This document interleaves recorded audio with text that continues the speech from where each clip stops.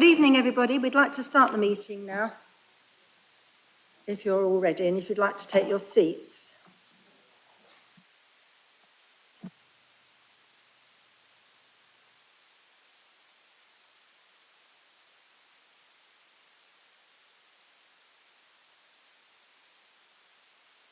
I'd like to welcome you all to Cambridge City Council's Housing Scrutiny Committee meeting.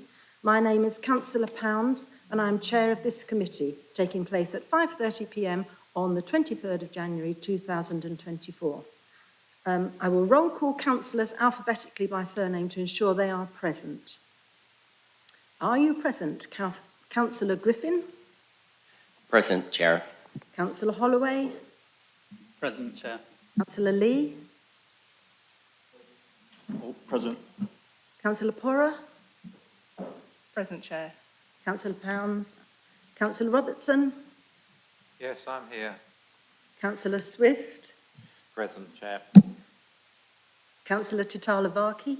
Present, Chair. And the Executive Councillor for Housing and Homelessness, Councillor Bird. Present, Chair. Thank you. I'd like to also welcome... Hello. You didn't ask me. I do beg your pardon. I am here for the record. Thank you. I missed you. Also, I'd like to welcome Councillor Wade, Executive Councillor for Communities. Thank you for joining us. And I noticed that Councillor Dave Bagent is also here. And Councillor Simon Smith. Welcome, everybody. I've received apologies from Christabella Amitai and Diane Best, who are not able to join us tonight. But can I ask, are you present? Mandy Powell-Hardy? Present. Thank you. And Diana Minns? Present. Thank you, everybody. Officers and public speakers will join us throughout the course of the meeting, and I will introduce them at the start of the relevant agenda items. Just a little bit of housekeeping. Can I please advise members of the public that the only public entrance from the Guildhall for committee meetings is the Pease Hill entrance. This can be accessed from the rear of the council chamber. So if you leave by that door when your item is finished, turn right and either use the lift or the stairs to return to the ground floor, where you can there exit the building. The meeting procedure: we will receive an oral presentation from officers for each item, and then members of the committee will then discuss the report and vote on the recommendations. Tenant and leaseholder representatives will participate in the debates on all agenda items, but may only vote on items in Part 1 of the agenda. Part 1 of the meeting will be chaired by the tenant leaseholder representative, on my right, and I will then chair Part 2 of the agenda. Following the vote of the committee, the Executive Councillor, as the decision maker, will be asked if they agree the decision. So now we're moving on to agenda item 2. Please could committee members advise if they have any declarations of interest and identify which agenda item their declaration relates to. Councillor Porra. Thank you, Chair. Firstly, as ever, I'm on planning committee, so any comments I make here will be relevant for the HRA and the tenants and not relating to any planning things, because obviously it might come back where I need to assess it under planning. And secondly, I have a friend who is affected by the Davy Road. So that's a public question, and the last item, I think, no, I beg your pardon, the new build housing, item 8, just to declare that I know someone who lives there and I will be speaking about that. Thank you. Thank you very much. Councillor Tong. I'd just like to flag in relation to item 7 that a friend and colleague is, big in It Takes a City, so I want to get that on the table. Thank you, Councillor Tong. Right, and I'm in relation to item 6, I'm involved in It Takes a City because I coordinate the Women's Homelessness Action Group as a volunteer, so that I've got some kind of interest. It's not a financial one. Thank you. And Councillor Robertson. Item 7, I'm a trustee of Cambridge Cyrenians. Just declaring an interest. Thank you. Any other interests to declare?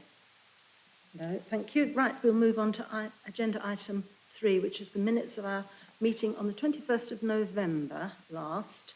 Are there any comments, or may we approve them? No comments? Thank you, then. The minutes are approved. We're now moving to agenda item 4, which is public questions. Please note that Councillor Wade is attending as well to assist with a response. Public question time lasts for an overall time period of 30 minutes only. New public speaking rules, which were agreed at the October full meeting, provide that members of the public must send the text of their public question in advance of the meeting. The text of the question will no longer be read out, as it will be published in advance of the meeting. And all councillors here have been given a copy of those questions. The Executive Council or Officer has 2 minutes to provide a response. Public speakers then have an opportunity to ask a follow-up question for up to 2 minutes, and the Executive Council or Officer may respond as appropriate for up to 2 minutes. The committee manager will advise when the time periods are up. So we move now to question 1. Dr. Kyodo, would you like to come forward, please, and introduce yourself and say which group you're speaking for?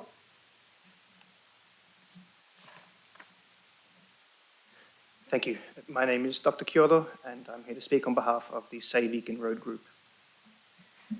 Thank you very much. Now, Councillor Bird is going to respond to the question, but Councillor Wade would also like to make some comments. And as there are 3 points, substantial points to your question, it may take slightly longer than 2 minutes, but if you would please be as concise as possible. Great. Thank you. Thank you, Chair. Okay, so we note Save Eakin Road support for the redevelopment of the flats, and officers will also forward your points to GLL, the consultant completing the report. The final GLL report will consider 3 options: refurbishment, partial redevelopment and full redevelopment. And it's important that this report is completed so the council can take on overall views of the estate. As the council has not approved redevelopment or refurbishment, it cannot undertake immediate rehousing of tenants by direct lets. Dialogue is going on with tenants and residents, explaining what options we may have should redevelopment or refurbishment is approved. If residents have specific concerns or issues related to dampness, mould, exposure in their living space, we encourage them to contact condensation@cambridge.gov.uk. We look forward to meeting as many residents as possible, including those that are part of Save Eakin Road, at the next liaison group meeting in March. Thank you, Chair. Thank you, Councillor Bird. And Councillor Wade, if you'd like to make your comment, please, as well. Thank you, Chair. I'm Exec Councillor for Communities, and I attended the last public meeting at Eakin Road. I was pleased to be able to listen to the positive discussion around the proposed scheme for new homes. Community engagement is vital, and I grew concerned during and after the meeting re community cohesion. So I spoke to both Maurice and Darren on their views as to how community cohesion could be strengthened, given the comments made at the meeting, which raised concerns. So I asked them to feed back to me with their ideas. I was encouraged by chats that Councillor Bird and I had to people afterwards, with women who quietly approached to make their views heard in favour of a new start in a new home. All I spoke to said that they felt their voices in favour of the new homes had not been heard or encouraged, but rather drowned out, quote, by loud voices against, and not all of us in the houses are against.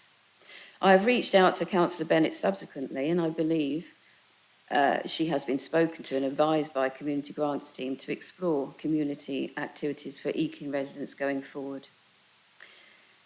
As Darren Easton is not able to speak, I would like to say I'm encouraged and I welcome the newly formed Eakin Community Facebook and WhatsApp group, which has been created, I understand, to facilitate a voice, a clear voice for the whole of the Eakin community, be it a flat dweller, a bungalow dweller, or a householder. And I understand the site has attracted a lot of activity since it was created. So thank you, Darren.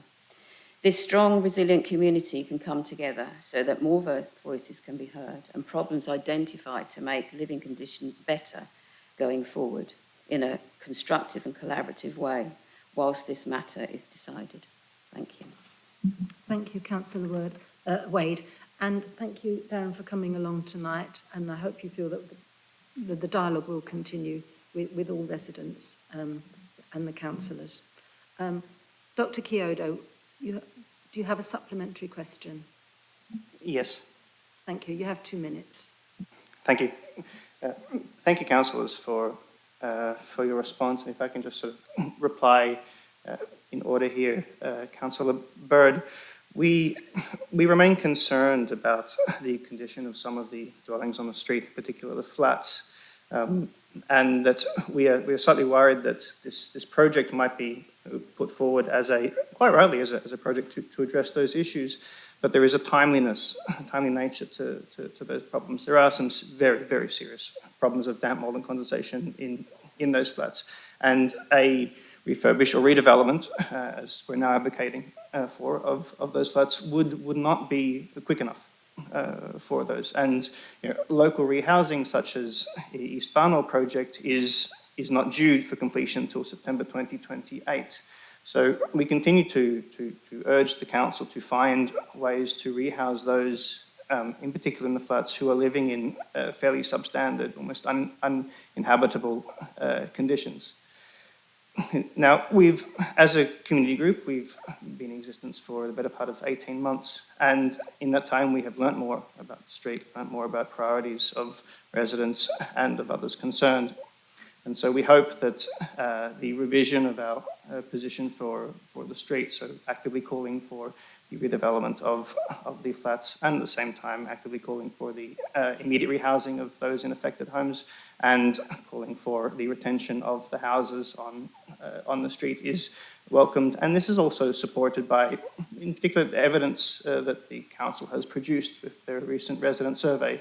This is what the residents on Eakin Road, by and large, want and are seeking, that those in the flats do wish to go, those in the houses do wish to stay, and we wish to reflect those desires on the street, and now we sort of put it to the council to make this so, to look for a plan that gets people out quickly, gets properties down that should be taken down, and leaves properties that should be left. With regards to social cohesion on the street, we are making every effort to make sure that those on the street are interacting well. We are avoiding any form of engagement that might... Dr. Kyodo, you're well over time now. Thank you very much. Was that not 30 seconds? We have got a good idea of what you wanted to say. So thank you very much. And now I'll ask the Councillor Bird. You have 2 minutes to respond. Thank you, Chair. The Council is indeed aware of Professor Hawthorne's statements and takes issues related to public health very seriously. The well-being of our tenants is our top priority, and we recognise the potential health implications linked to the environment and factors such as dampness and mould. The Council acknowledges the importance of addressing environmental conditions that may pose risks to the health and is committed to ensuring safe and healthy living environments for all residents. Our operations team are actively engaged in monitoring, addressing concerns related to damp and mould within the city. We are committed to working collaboratively with tenants, stakeholders to identify and rectify issues that may contribute to these conditions. Like I said before, if residents are concerned or have issues related to dampness and mould exposure in your living space, we encourage you to contact condensation@cambridge.gov.uk. And I can assure you that I am talking to residents as well, and I know some of the problems they've got. I've been in touch with my colleagues across the way, my officers, and they're looking into it as well. I was emailing them again today about issues from residents. So I am keeping up to date of everything that's going on. And as soon as possible, I would like a decision made now, but I know we can't. We've got to go through the proper procedure. But as soon as we can, we will let you know. We'll let every single resident know what's happening. Thank you, Chair. Thank you very much, Councillor Bird. Thank you, Dr. Kyodo. Now we're moving on to question 2. I believe it's Lulu. Hello, Lulu. Would you like to come forward to the microphone? And welcome back. So the councillors have all read your question, and now I'll now ask Councillor Bird to give a response, please. You have 2 minutes.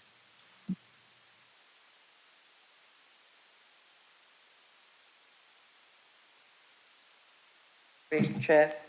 The council circulated a letter to all tenants and leaseholders on Tuesday the 9th of January. However, it was brought to our attention late on Monday the 15th of January that 5 leaseholders at Brackley Road had not received the letter.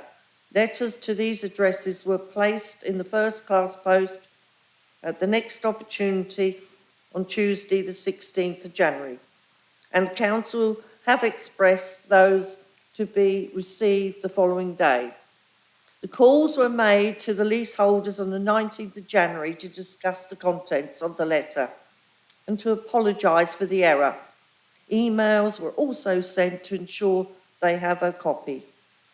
A group email has been set up for residents to contact with any concerns and is being monitored by dedicated staff within the housing development team during working hours.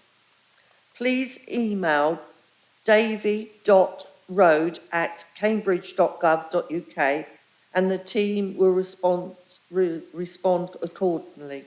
Alternative, if you wish to call, please ring Cambridge 457 000. The council aims to consult with residents in the summer based on the outcome of the consultation. The council will then decide as to whether a recommendation will be made in September 24 at Housing Scrutiny Committee. Should a recommendation to redevelop be approved at committee, we will inform residents of the timeline, and this will include a process of dedicating from the estate and the support that can be approved to residents. From experience, the average length of time it takes for people to move from their existing homes to a property of their choosing is about 1 year. Support is provided throughout this process. Sorry, Chair. Thank you very much, Councillor Bird. Would you like to ask a supplementary question? Well, I wouldn't, but my friend would. Hello, Ian Rawls, resident of Bracken Road.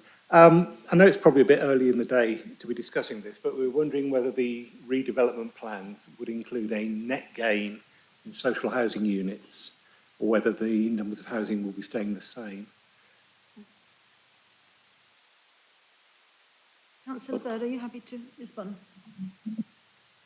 Can I pass it on to Officer Ben Beans? The officer will respond. Thank you.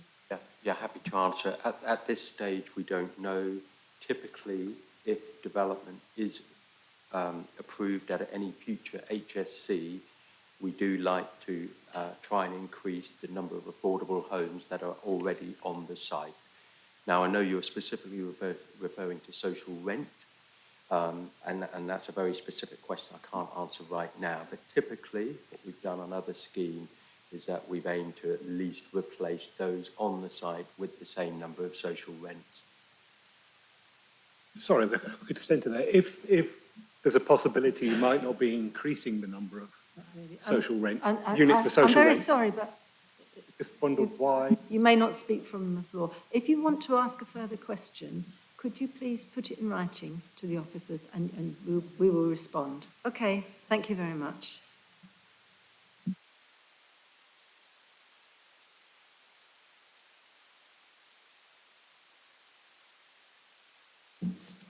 And now we move to question 3. Mr. Osborne, would you like to come forward?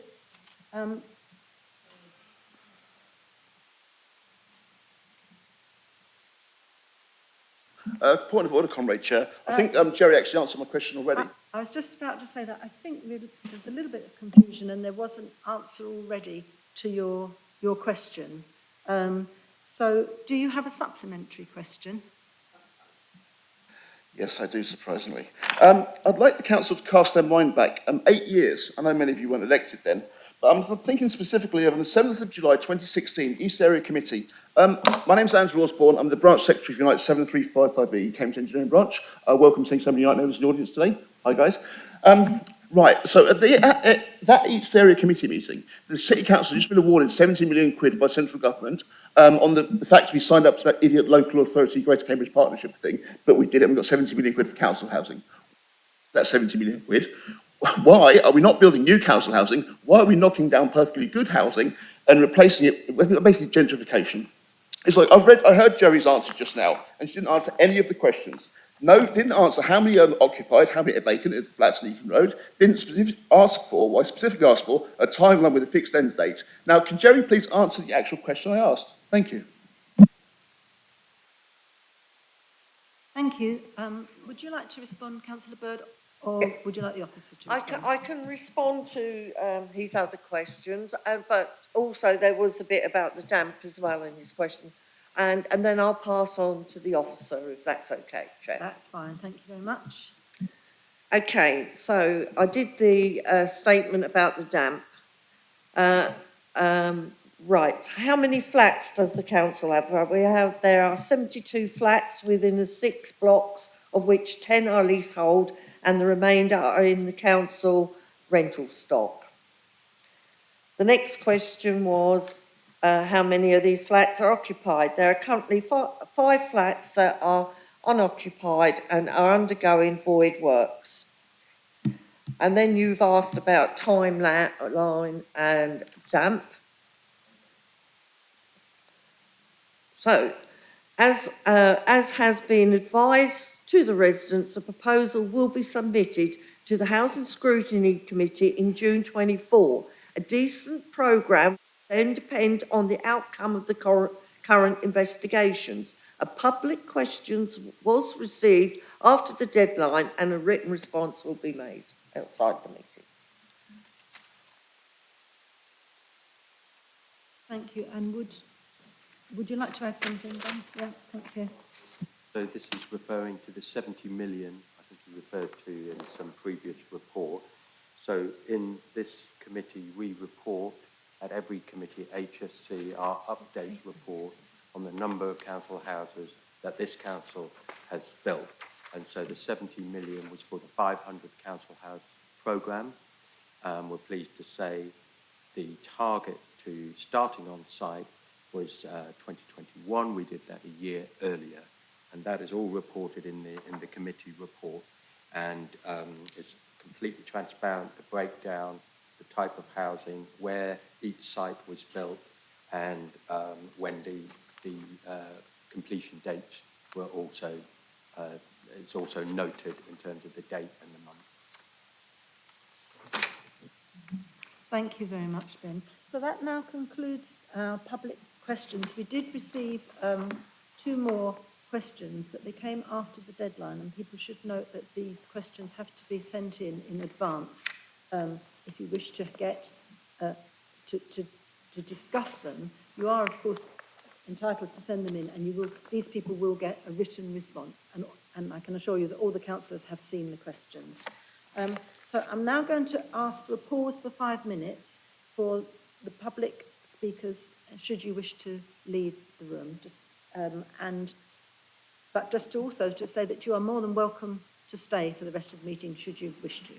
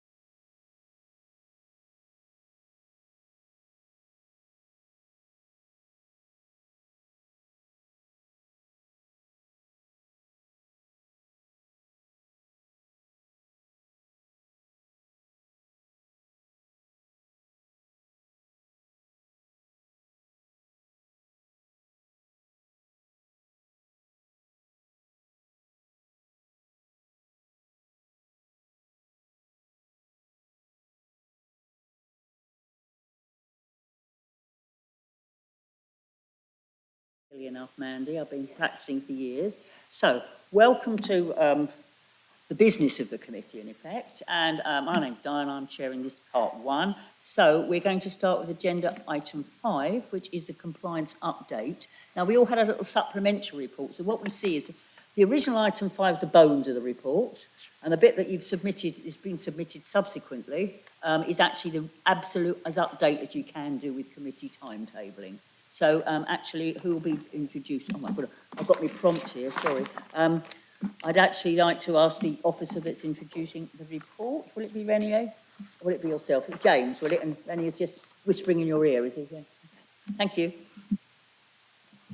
Thank you, Chair. So I'm going to introduce the compliance update. Late last year, a compliance review across the 6 key areas as defined by the Home Standards, so that's gas, electric, fire, lifts, Legionella and asbestos, was completed. The compliance update report details the metrics required across each of those elements and how the council has performed against those metrics. This means that the compliance update for this Housing Scrutiny Committee looks and feels different to those previous papers.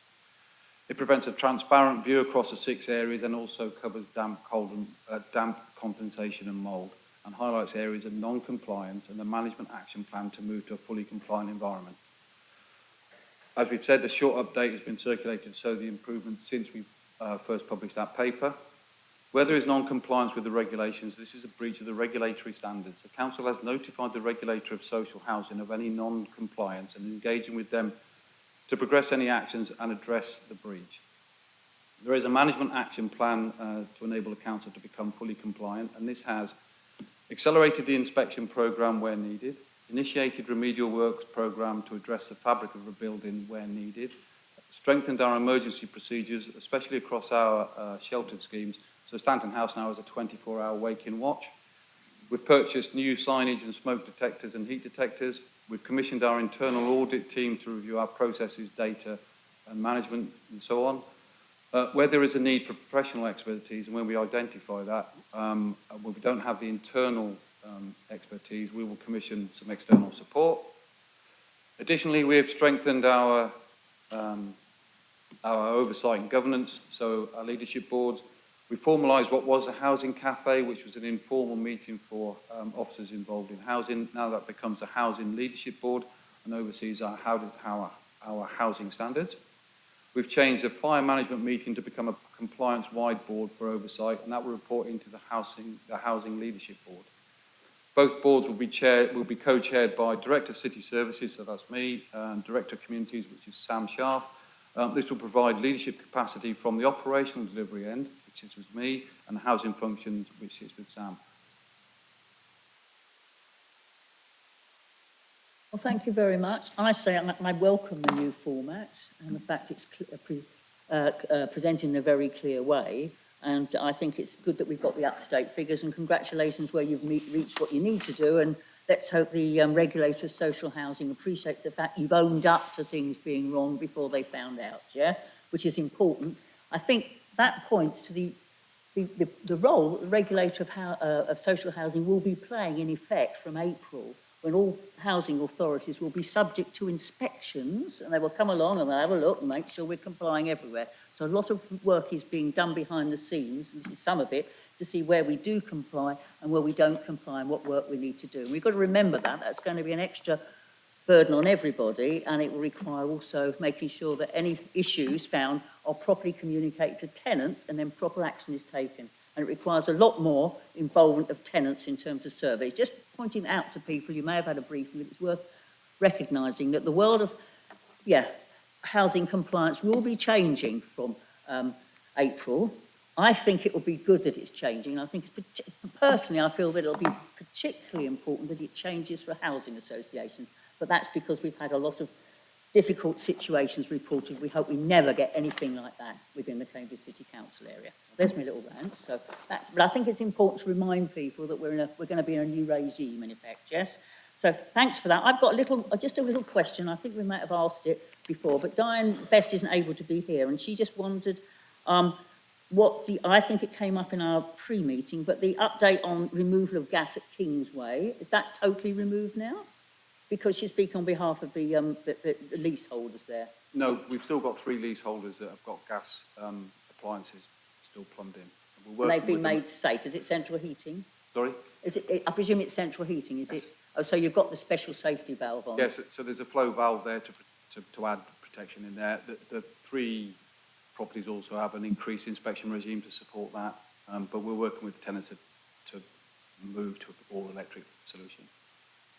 Okay, well, I've asked my question, was dying. Okay, now are there questions from others? Katie Porra, Councillor Porra?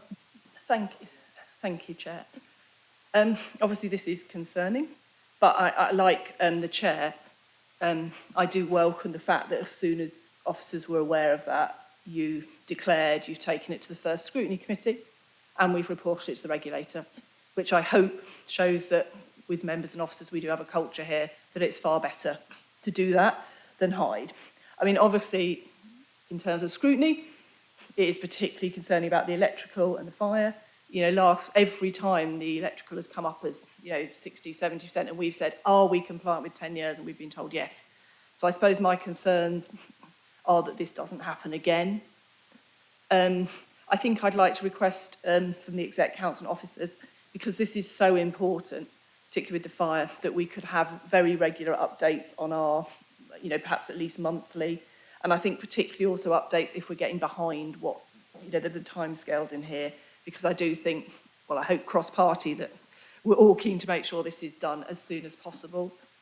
I note with interest that the compliance is about 76%. A lot of that appears to relate to access.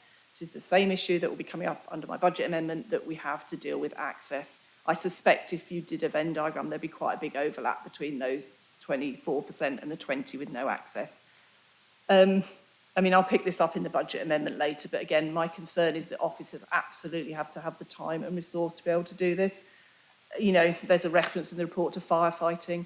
We need to empower our officers to have more resource, because the more of these things that come up, and they will come up, as the Chair rightly says, we're going to be regulated, and that's something I'm sure we all welcome, but we have to allocate resources to allow people not just to do the urgent stuff, but to pick up the things that, to the credit of officers, have been picked up now, but clearly weren't previously. So again, my main concern is, can we have an assurance that all of us as members and tenant reps will get an update at least monthly, and particularly if there's something that's slipping where we may need to look at resources to make sure that is done. Thank you. Want to respond to that one, and I'll ask the other two councillors. Yeah, absolutely. In terms of the monthly report, then I think that's absolutely fine. I would suggest once we've got into a position where we're more comfortable, then we can downgrade that. And then if there's anything that happens out of sync, then obviously we'll report that as well. Thank you. Councillor Holloway. Thank you. Yeah, so this audit obviously has on the number of issues, and was done, you said, at the end of last year. It was a change from what was being done before. So I just wondered, going forwards, how frequently will audits of that type be undertaken to check that we are continuing to find issues as they arise? So monthly we'll be meeting the compliance board, the reports into the housing committee, into the housing leadership board, but it's a rolling programme, so the team sit under me, it's got my eye on it, so we'll be reviewing it consistently throughout the month, but in terms of formal reporting, come through the compliance board up to the housing leadership board, and then obviously quarterly back to housing scrutiny. Thank you. Councillor Vichalavati. Yeah, in 6.2, we have written this. Anyway, thank you for the report. Since April 2023, we have received 331 reports of DCM. I know you have given some details in the report, but could you just give us specifics as what is the current status of those reports? Thank you. Many thanks. Can I ask Victoria to answer that? She's online. Hello, yes. Sorry, can you just say that question again, please? Sorry. Indeed, I can. In page number 18, 6.2, it is written, since April 2023, we have received 331 reports of DCM. So my question is, I know you have given some information in the report. Could you be a bit more specific as to what is the current status of these reports of 331. Thank you. So in terms of the current status, so we just got more up-to-date figures today because the numbers have increased. There's been lots on the media about damp and mould. Of course, that and the weather actually contributes too. So we've got total number we've received since April 2023 is 408. Now, if you're asking about, do I know if damp and mould was identified during the time of the survey, that's information that we are going to be looking at going forward. So in terms of this, is it an emergency repair? Does it pose a significant risk to residents? Or is it a routine things? Or is it something that needs signposts? We do need to do a bit of work on that. So we've got a new secondment post coming in that's going to help us dealing with damp and mould and disrepair claims and complaints so that we can just improve the way we record and report on the data. I don't think we do it well at the minute. We get lots of reports, but actually I can see that the percentage of damp and mould being identified at the properties is pretty low. So I want to be able to do that so actually you can get an idea of, and we can get an idea of what the issues are in the archetypes that we have. I hope that answers your question. In fact, my question was precisely what have we done to resolve the situation? Have we completed any of these? What is the status of what is being done? That like not the update, like what we have we have received all these. No, the specific question was, have we addressed and finished whatever the work was supposed to be done? That was the question. Yes, okay, yes. So we have a policy that we follow and a flowchart procedure that we follow. So reports of damp and mould that we receive, we triage them. We contact the tenant within 2 working days, and we have surveys, but we sort of risk assess them at that point, and then we'll get a survey completed. We do that within 10 working days, unless it's very urgent. We had one the other day, which was an urgent one. We decanted that tenant. So they're the process we follow. Then 8 weeks after, if there's any remedial works we do, we get those completed. And then 8 weeks after that, the tenant gets contacted again to say, okay, you had a visit 8 weeks ago. Say we put a new extractor fan in or gave them some advice on heating, ventilation. What's the situation like now? Has it improved? Yes, no. And then if it's a no, we do further assessment. We might get an independent damp survey completed. We use an external contractor for that, and we go on like that. So we're looking at that end point. When does it end? That's something that we want to be looking at a bit more closely once we get some more resources in the team. Could I jump on as well? Sorry, I think your question was a line-by-line report back on where we are on each one of those 331 cases. We haven't got that detailed here today, so we need to provide that for you. Thank you. That's the answer. Thank you. Thanks, Joe. Are there any other questions? Oh, yes, so Councillor Thorne. Oh, hello. So I'd like to quickly acknowledge the great work of council officers in taking such a proactive approach towards our own self-regulation. And then I'd like to quickly mention some stuff in Appendix C. Obviously, DCM is really, really important, especially at this time of year. And I have so many residents coming to me about issues with DCM. So it was really nice to hear about the outreach work we do to sort of disseminate information about it, especially because a lot of people eventually become so acclimatized to having issues with like black mold that they don't even bother to come forward. I've seen that many times myself, where I've only heard about an issue of black mold because a resident has sort of mentioned it on a tangent, or I've gone into their home to check on something and noticed it. So I was wondering if we could hear a little bit more about plans to engage the public about this issue, especially because the reference to disseminating information is mainly about leaflets, which are really, really useful, but the council does have a lot of other methods it could try and engage the public. We have a big, for example, social media presence, and I don't think our YouTube channel maybe in the best state, in the sense that it's mainly there to upload video recordings of these meetings, and perhaps it could be used to communicate some of the great knowledge that council officers have to the general public more easily. I just want to know your thoughts on other methods of communicating this stuff. Chair, I can pick this up. Thanks for the inquiry and the questions raised there. So looking at how we're engaging with tenants to inform them about damp mould condensation, some of the communication tools that we have with those groups to ensure that we can uplift in proactive management of this particular challenge. So we have executive plan meetings with resident engagement teams that are already booked in for September, and indeed we're programming those in to pick up in the summer months as well, once we come out of the challenge of uplift in DCM inquiries. We are proactively working and forming plans for continued tenant engagement. Now that may be through 6 weekly meetings booked with resident engagement representatives, and also including quarterly briefings with our colleagues and housing officers. We're looking at building on our current collaborative working with our housing officers and other stakeholders. So not only is our housing teams, that's looking at our in-house operatives such as environmental health services.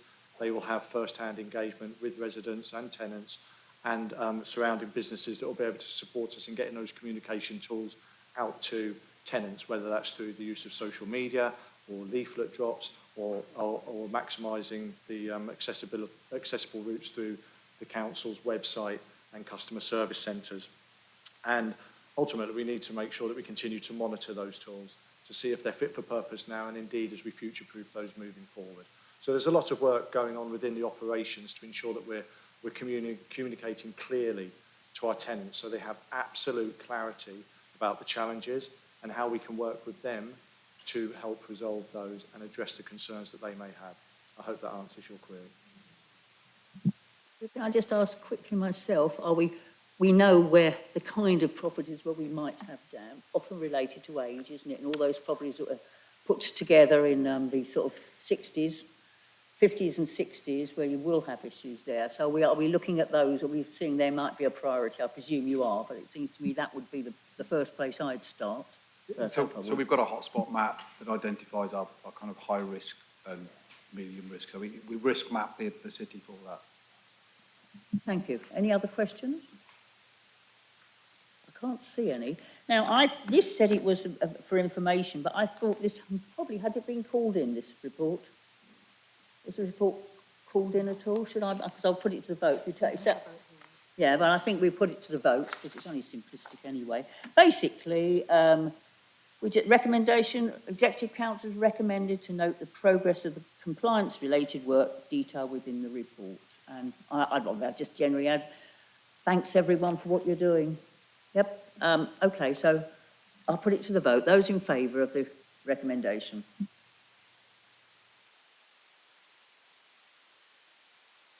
Eight in favour, Chair. Those against?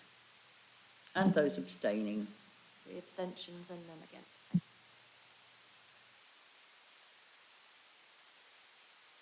To ask the Executive Council if she approves the recommendation. Yes, I do, Chair. Thank you. Might say that might be the simpler part of the evening, because we're now going on to agenda item 6, which is a central plank of this evening's business, which is the housing revenue account budget setting report, obviously extremely key. So I think without further ado, you've got your papers, it's on page 41 onwards, and we've had a little supplementary sheet adding a recommendation why, I think, which actually has to get taken in part 1 of the agenda, but I'll explain it when we get there, yeah? So I'd like to ask Julia Havels, who will now wave a magic wand and bring clarity to a complicated report. Julia. Thank you, Chair. As usual in this process, the route that we will take is that I'll introduce the substantive budget report and we'll take any questions on the substantive budget report. We won't vote on it at that stage. We will then move on to hear the alternative budget from the Liberal Democrat group, take any questions on that, move on and hear from the Green and Independent group. Then we will vote on the Liberal Democrat alternative budget, and depending upon the outcome of that vote, we will then move back to vote on the substantive budget. So it's slightly complicated, but we'll take everybody through it step by step as we usually do. So the substantive budget setting report. The budget setting report this evening incorporates the need for us to correct one of two historic rent setting errors. It relates to how we set rents for affordable housing up to April 2019, which was a period where our local policy resulted in an overcharge. This means that we need to reduce rents in relation to the overcharge and correct them, and that we need to refund tenants who were overcharged as a result of it. This is incorporated in the report, but leads to us including an additional recommendation, which I will read to you, which is to delegate to the Director of Communities the setting of affordable rents affected by historic errors, where these have to be reduced and recalculated individually. And that's to allow us, after we've taken the vote on the substantive report, to ensure that officers have the appropriate delegation to be able to process those corrections. The budget setting report itself, as usual, allows us an opportunity to update the financial assumptions that we make in relation to our 30-year housing business plan. As we've seen in recent years, we are still experiencing increased costs. So inflation is still running slightly higher than I know the government would like it to be. And we've incorporated a 3% inflation rate for 24-25 before we return to the government's long-term target of 2% from 25-26. You'll probably be aware that inflation was slightly higher than anticipated in December at 4%, but we're optimistic that the trend over the longer term is still that it will come back down. Borrowing rates have increased quite significantly. When we set the budget 2 years ago, in January 22, for comparative purposes, we were assuming long-term borrowing rates of 2.5%, and we had a significant new build programme as a result of that borrowing rate. We are assuming at the moment a rate in the current year of 5.02%, which is over double the rate that we were experiencing 2 years ago. And even though we expect that to come down marginally, we're still assuming a long-term rate at the moment of 4%. So that does significantly impact our ability to deliver what we'd like to deliver in the housing service. In order to help mitigate that, we are proposing that we do apply the maximum rent increase, which is government guideline of CPI, inflation at CPI plus 1%, and inflation is measured at September 2023, which was 6.7%, so our rent increase will be 7.7%. We're also proposing that that rent increase is applied to our garages as well as our dwelling stock. Historically, our garages have had a lower inflation rate, and the suggestion is that we match it to the increase in the dwelling rates to help generate some additional income in order to help offset some of our increasing costs. In the report itself, the appendices, Appendix B details all of the assumptions that we've got in the business plan.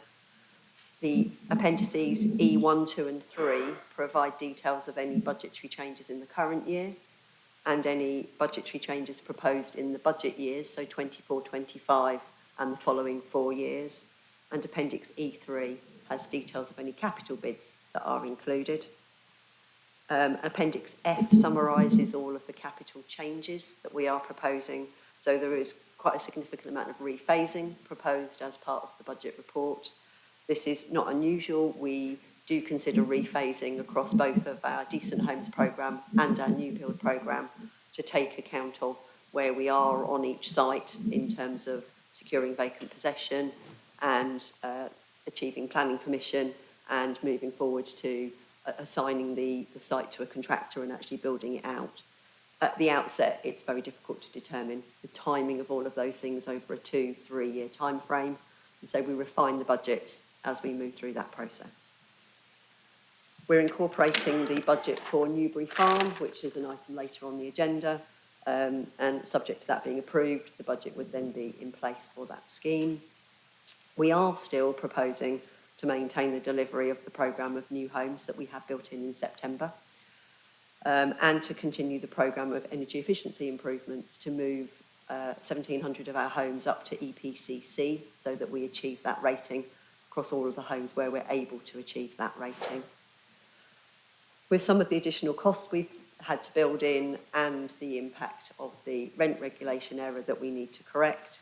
We have suggested some future mitigations to try and help the business plan be delivered over the 30 years in a balanced way. We've suggested a future review of the savings target that we include within the HRA. In the current year, the savings target was set at 4% of controllable expenditure. So we had a savings target of 196,000. We usually allow that, and historically have then allowed that to be reinvested in new areas of service delivery or new areas of investment. In this year's budget, we only allowed 50% of that to be reinvested. So we set ourselves a net savings target of £98,000. We may need to review that in future years and increase it in order to help offset the impact of some of the increased costs we face. We also are suggesting that we could explore the use of the 5% rent flexibility. So our homes are set and charged at the moment. Social rented homes are charged at up to the target rent or formula rent for each property. Whenever a property is relet, we move that property up to target or formula rent if it's not already there. But we do have the ability to charge a target rent plus 5% if we want to. We haven't used that flexibility in recent years. There is an option to consider using it at relet, particularly as we're investing significant sums in improving the energy efficiency of our homes and therefore reducing the energy bills for the tenants that would occupy them.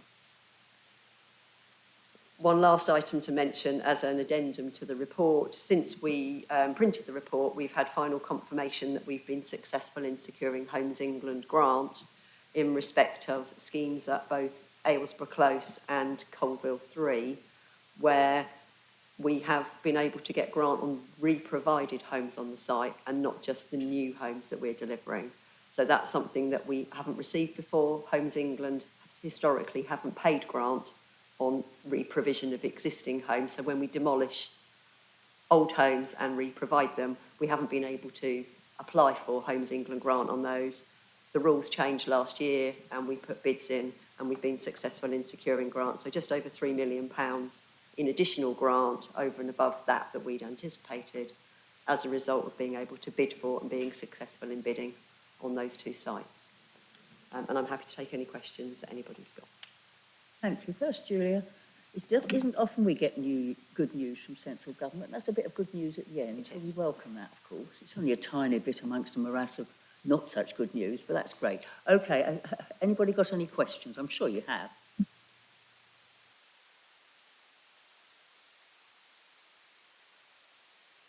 Sorry, Richard, they always hide you behind this monitor here. Richard, Councillor Richard Robertson.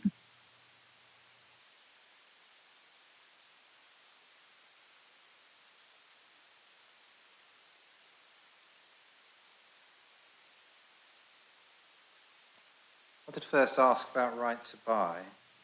And on page 65, there's a reference to that.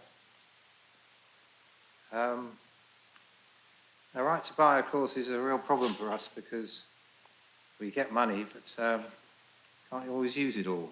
My first question is, it says here that 40% of the receipts can be used. What happens to the other 60%? So that's the first question. Okay, I want you to ask all my questions.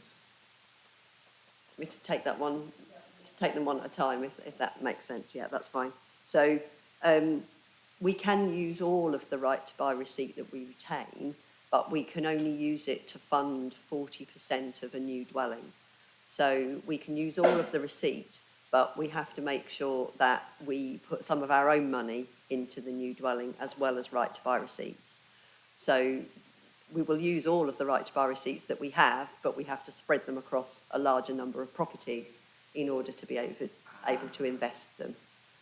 We are doing very well at investing right to buy receipts at the moment. We have invested the greater proportion of the right to buy receipts that we've received to date, and our ongoing programme assumes that the balance of right to buy receipts that we've got will be invested by the end of next year.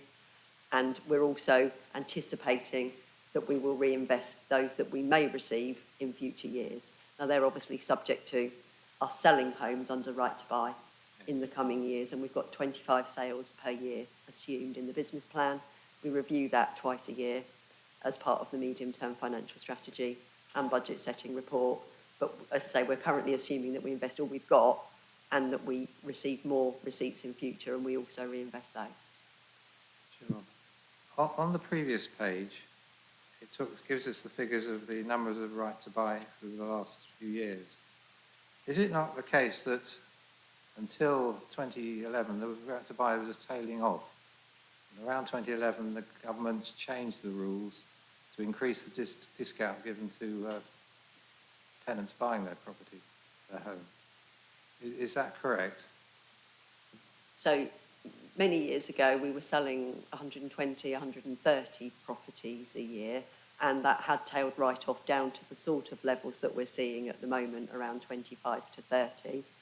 We did see an increase, you're right, when the government increased the discount value that and the percentages that tenants could receive, but then it began to tail off again.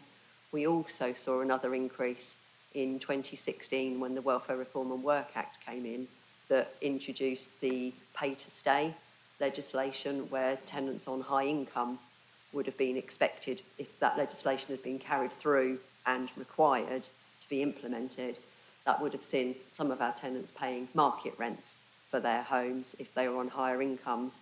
That prompted quite a large interest for about a year, because I think some tenants felt if they were going to pay market rents, it might be the time to consider buying their home under the right to buy if they could afford to.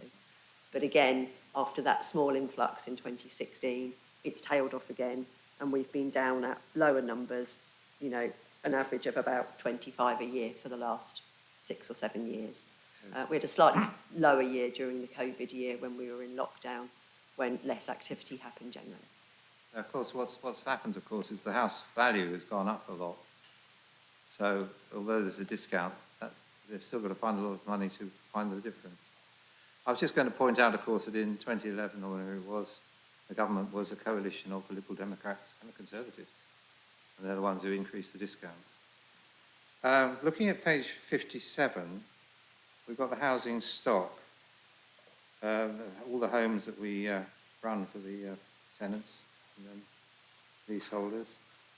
I noticed we've got a growth in numbers of 187 from the beginning of the year till the end of March, the estimates for till the end of March anyway. That must be, I mean, some of that is the right to buy. 22 of those are, 27 of those are right to buys. They've reduced the numbers, otherwise it would have been 27 more. But is it correct that the figures for the year ahead after this will be substantially higher because of all the completions? It does seem quite a low jump because in the year just passed compared with what we've got on the programme of work. So what we have to take into consideration is that the numbers not only include us reducing the numbers because of right to buy, but also include us reducing the numbers when we are redeveloping existing HRA sites. Quite a few of the homes over the last few years have been delivered on existing HRA sites where we've demolished some homes in order to deliver more in their place. So the timing of delivering them means that in some years we might, you know, demolish quite a large site, and it's 2 years before you get the new homes on there.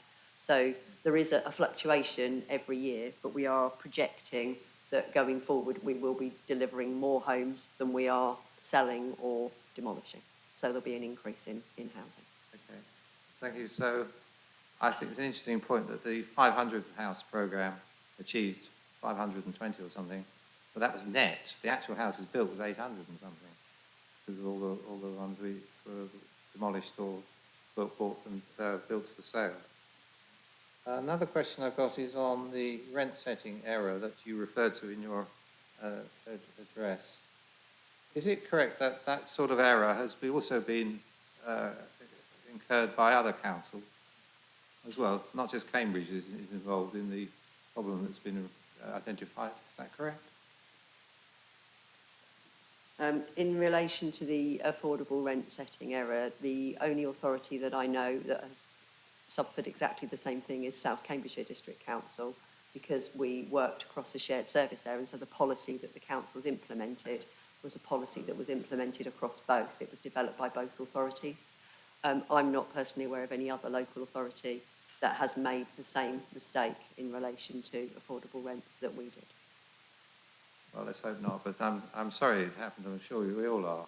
But, you know, errors happen occasionally, unfortunately. And our job is to make sure we compensate people and refund them what they owed. I think that's all I've got for now, thank you.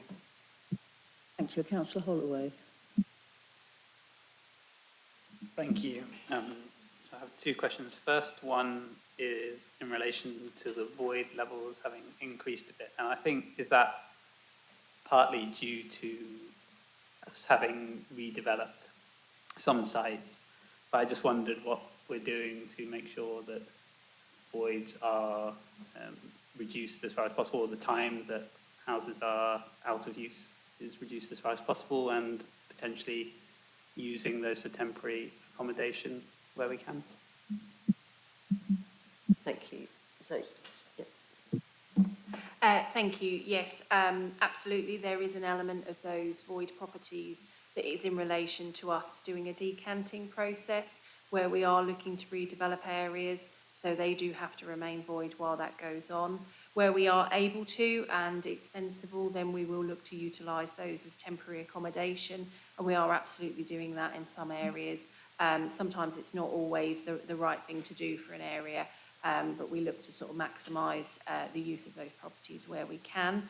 And as you say, you know, improving our void times is something that we will continuously strive to do as part of our sort of business as usual, to ensure that we get properties back into circulation as quickly as possible. Thank you. Did you have another question? Yeah. Thank you. Yes, so the other question relates to on page 52, the discussion of maintenance. There's a statement just saying every tenant should be able to expect that repairs are carried out promptly and efficiently, which of course we all agree with.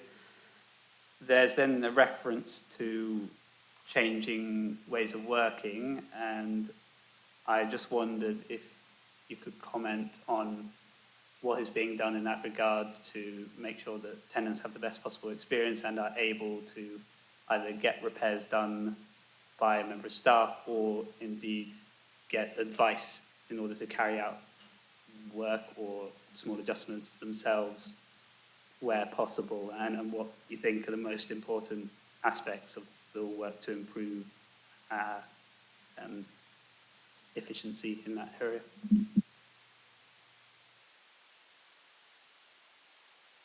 Could you repeat the question? Sean will answer. He had some. He's got a hearing aid. Sorry. Relating to page 52 on maintenance and how we should be making sure that tenants are able to have repairs done promptly. Just could you talk a bit more about the changing way of working that is mentioned here and what that refers to? So what do you feel are the best ways to ensure that we're giving tenants the best possible experience, getting repairs done quickly, and also allowing them potentially to make adjustments themselves if we're able to give advice? Basically, is it to do with changing staffing levels or patterns, or is it also to do with, say, changing ways of working, cultural change? It mentions computer systems, things like that. It's not just a matter of more headcount. If that was your question, it's about changing how we work, how we manage our systems, how our software supports us to deliver that. So there's a whole host of work that we're currently doing to improve our service delivery that will accelerate our repairs program, will make it easier for tenants to contact us, will make it easier for them to report the repair that they need. It will make it clearer for us to understand what the repair is and therefore hopefully first time fix. So there's a lot of work going on to make the service better. There's opportunities for us to improve. Does that answer your question, Councillor? Yeah, partly. Can I just follow up by asking specifically about engagement with residents and tenants as part of that process? Yeah. So again, very similar to damp mould condensation engagement, it's ensuring that our tenants understand the right route to raise reporting of tasks. and also our ability to feed back to the tenant. So that could be anything around convenience of the appointment, there's a follow-up to ensure that the appointment has been, the work has been done to a satisfactory standard, and as James touched on, it's really driving down to getting that first-time fix from the direct labour force that we have within the organisation. Thank you. Any more? No? Thank you. Okay. It's Councillor Porrer. Thank you, Chair. So, obviously, we're debating my amendment later, so I'll attempt not to replicate. But I think, firstly, we'll start with the positive. I am really pleased you've adopted the request that we had last year to raise garage rents. Seems very sensible. And I also support the fact you've now accepted that retrofitting can be funded from the rent increase, with the lower income tenants protected by benefits, as Councillor Bird has rightly pointed out. You'll be pleased to know we can support this part of your report, because we do feel this was something we pushed for last year and we were disappointed when it wasn't done. Again, the rent issues are concerning, but equally it's great that that came forward, that we've notified the people we need to, and I understand that tenants are already being informed and supported. I would like to ask the Executive Councillor and officers to ensure that this repayment happens really swiftly. And again, I would really like an update on this at the next Housing Scrutiny Committee, because I think it's really important. I do appreciate it's not a huge number of tenants, you know, compared to our stock overall, but nonetheless, you know, these things are concerning. And again, thanks to the officer team who obviously have found this out and dealt with it. You know, I don't think we're going to criticise anyone for being open.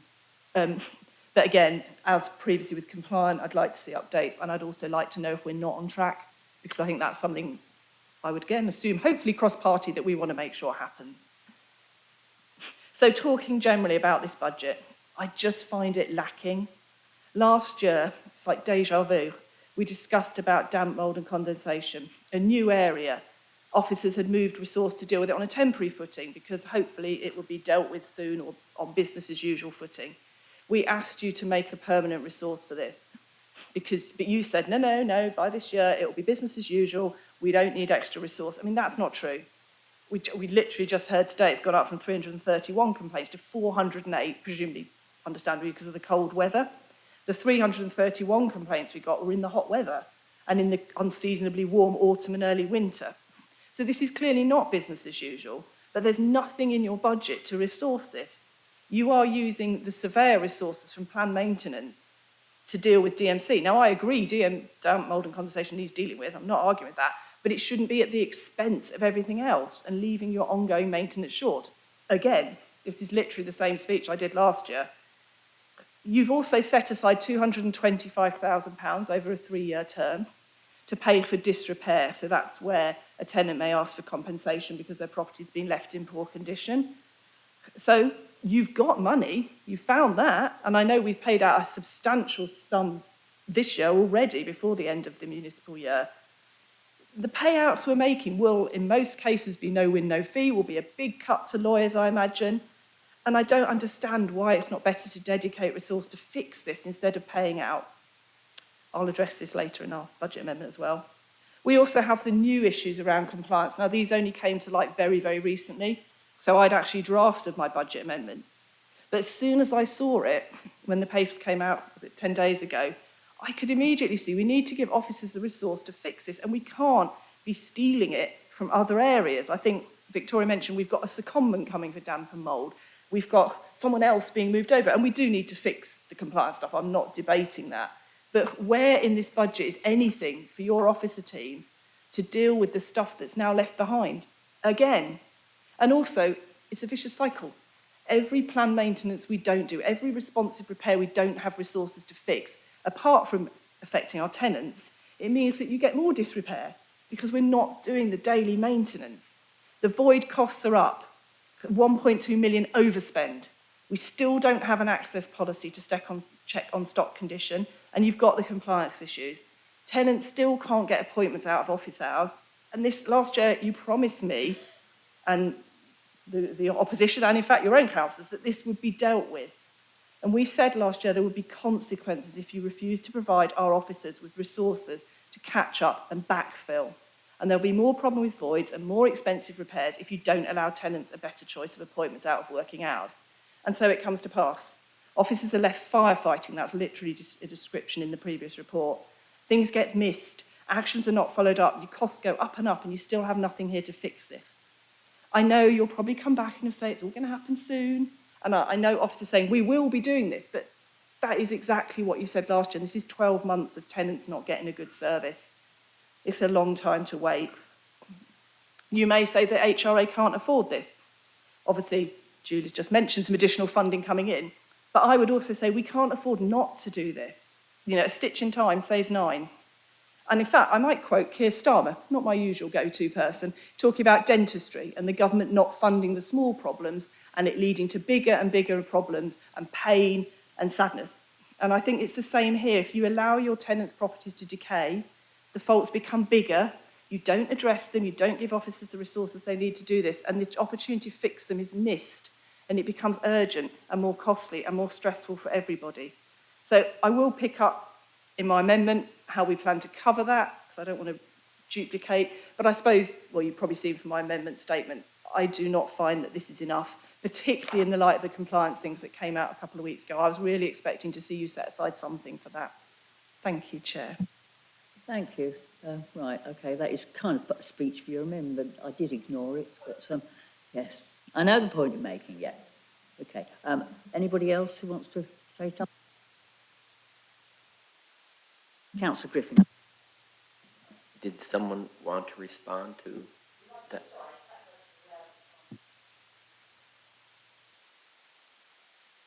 In relation to the point about making sure we repay swiftly and update at the next Housing Scrutiny Committee, I'd suggest that the letter that we've sent to tenants says that we will correct their rents from April 2024 onwards, and we will then contact them after that about the timeline for refunds.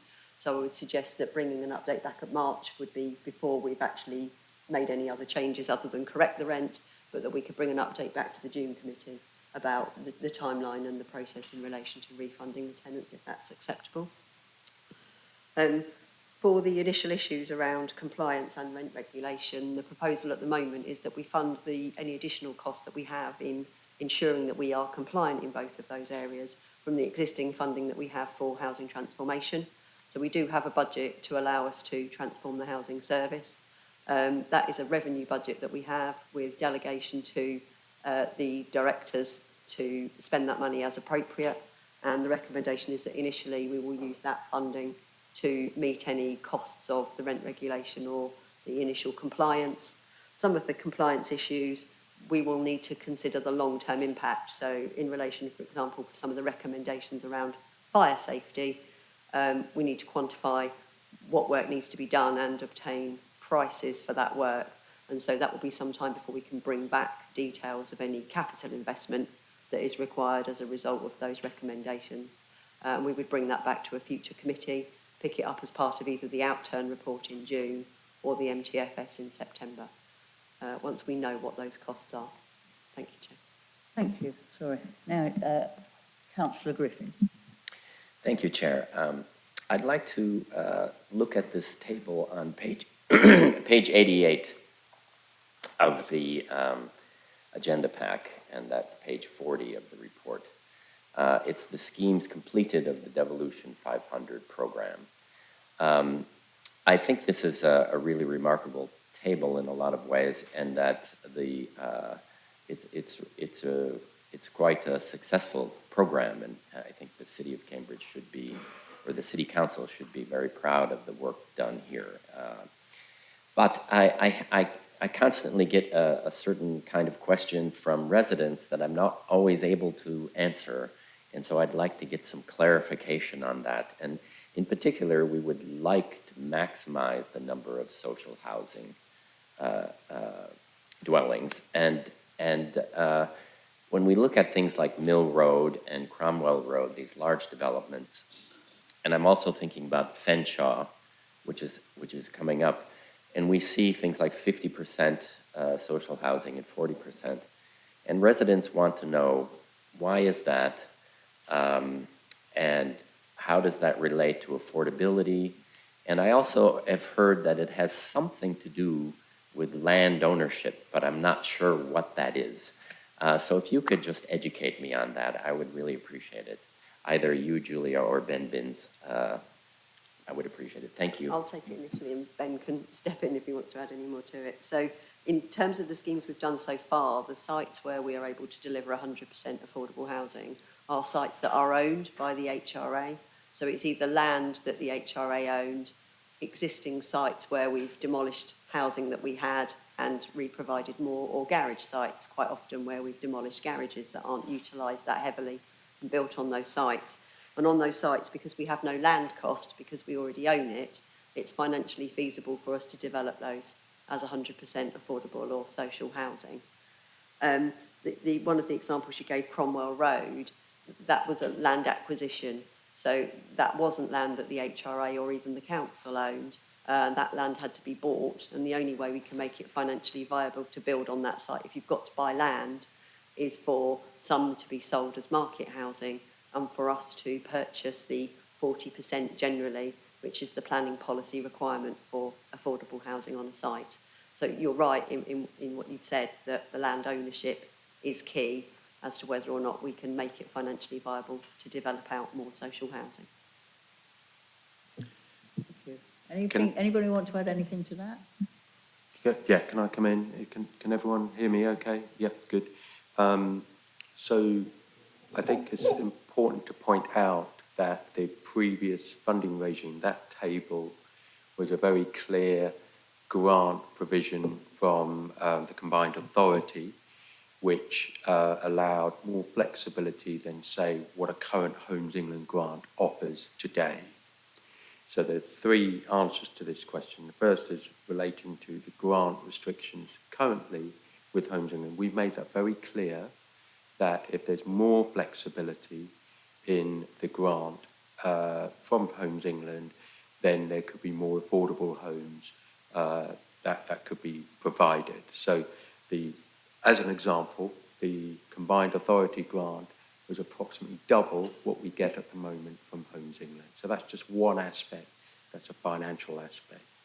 The second part of the question, why we may move towards more mixed tenure sites or may be under consideration, is financial again. We're in a completely different situation of risk, financial risk, twofold. One is obviously council finances we have to be more careful with, but also build cost inflation, which has subsided now, but with the impact of COVID, Ukraine, and other external factors meant build cost inflation shot up.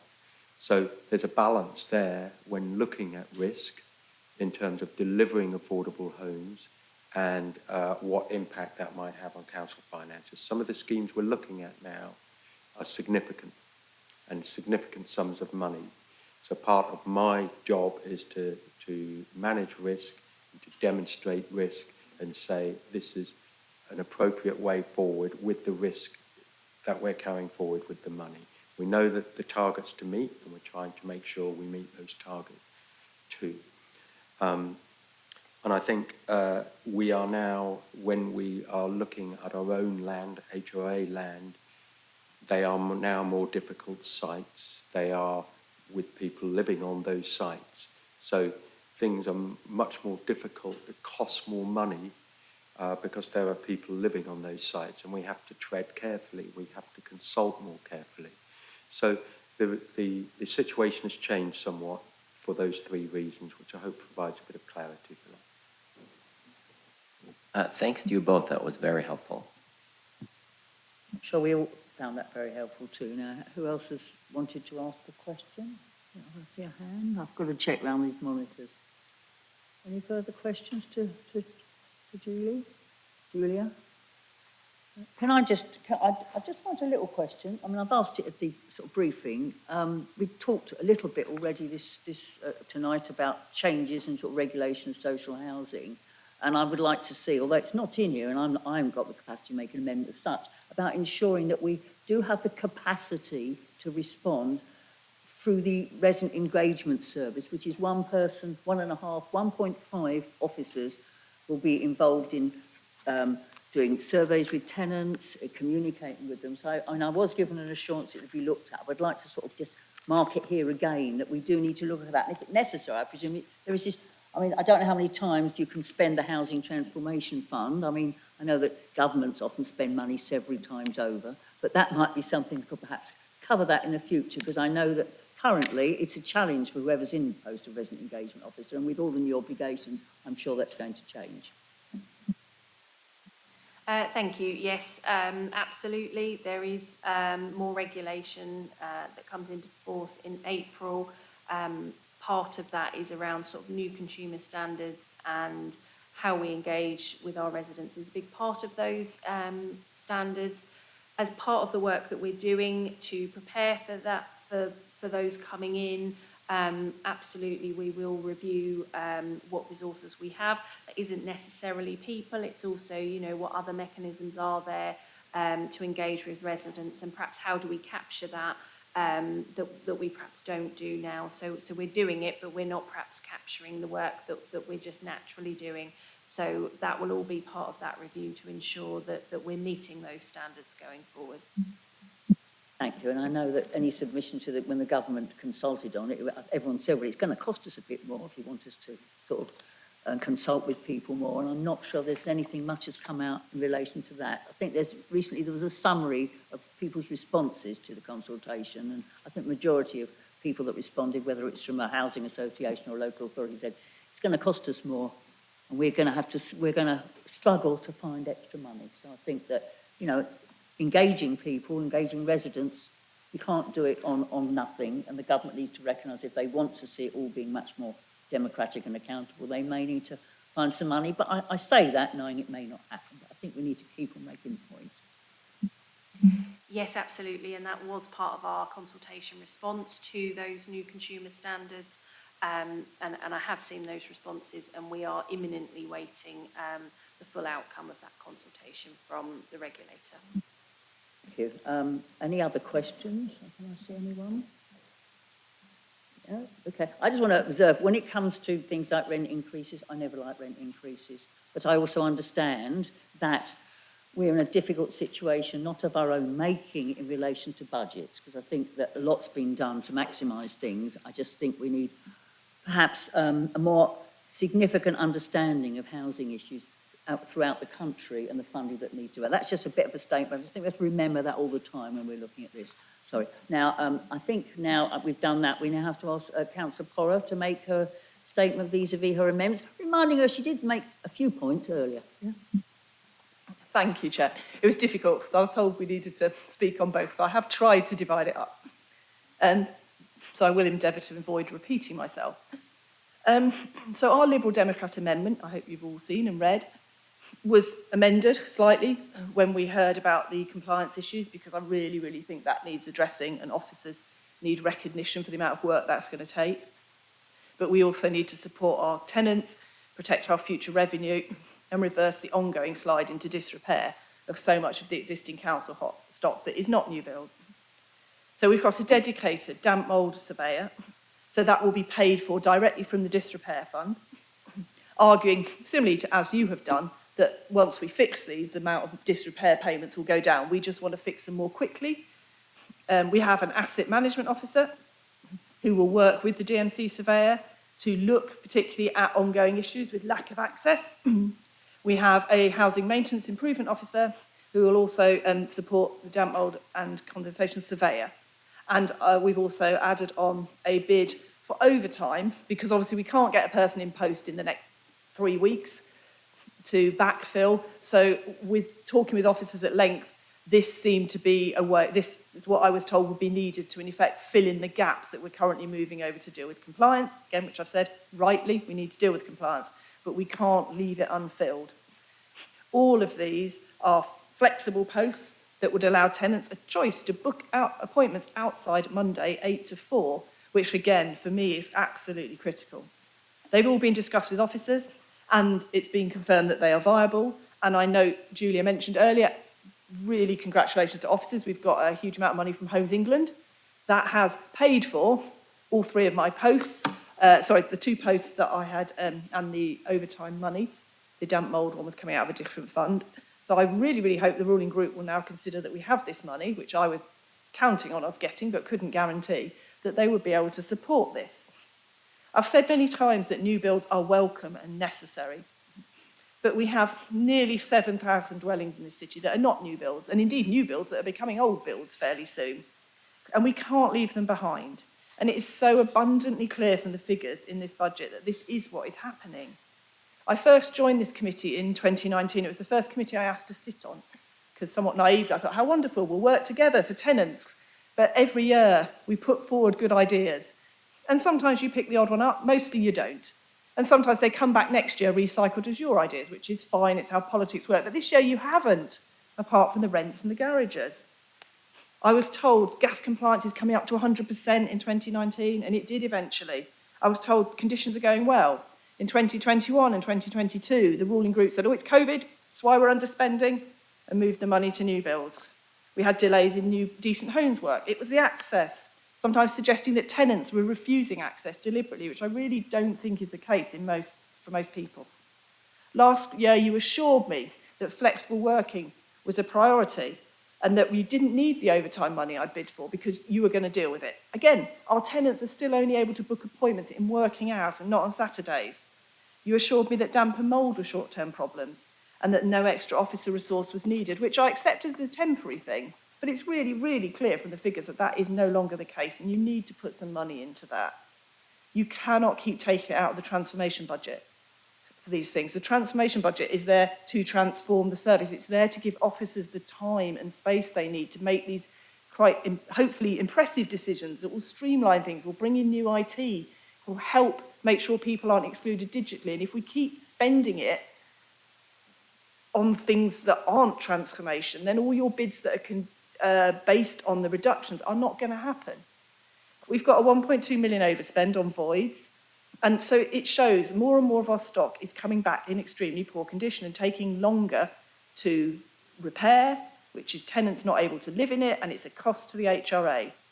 You have, I accept, there is an attempt to catch up on responsive repairs, but the underspend is still 1.6 million over the last 4 years. So what you've overspent this year is barely touching the sides and catching this up.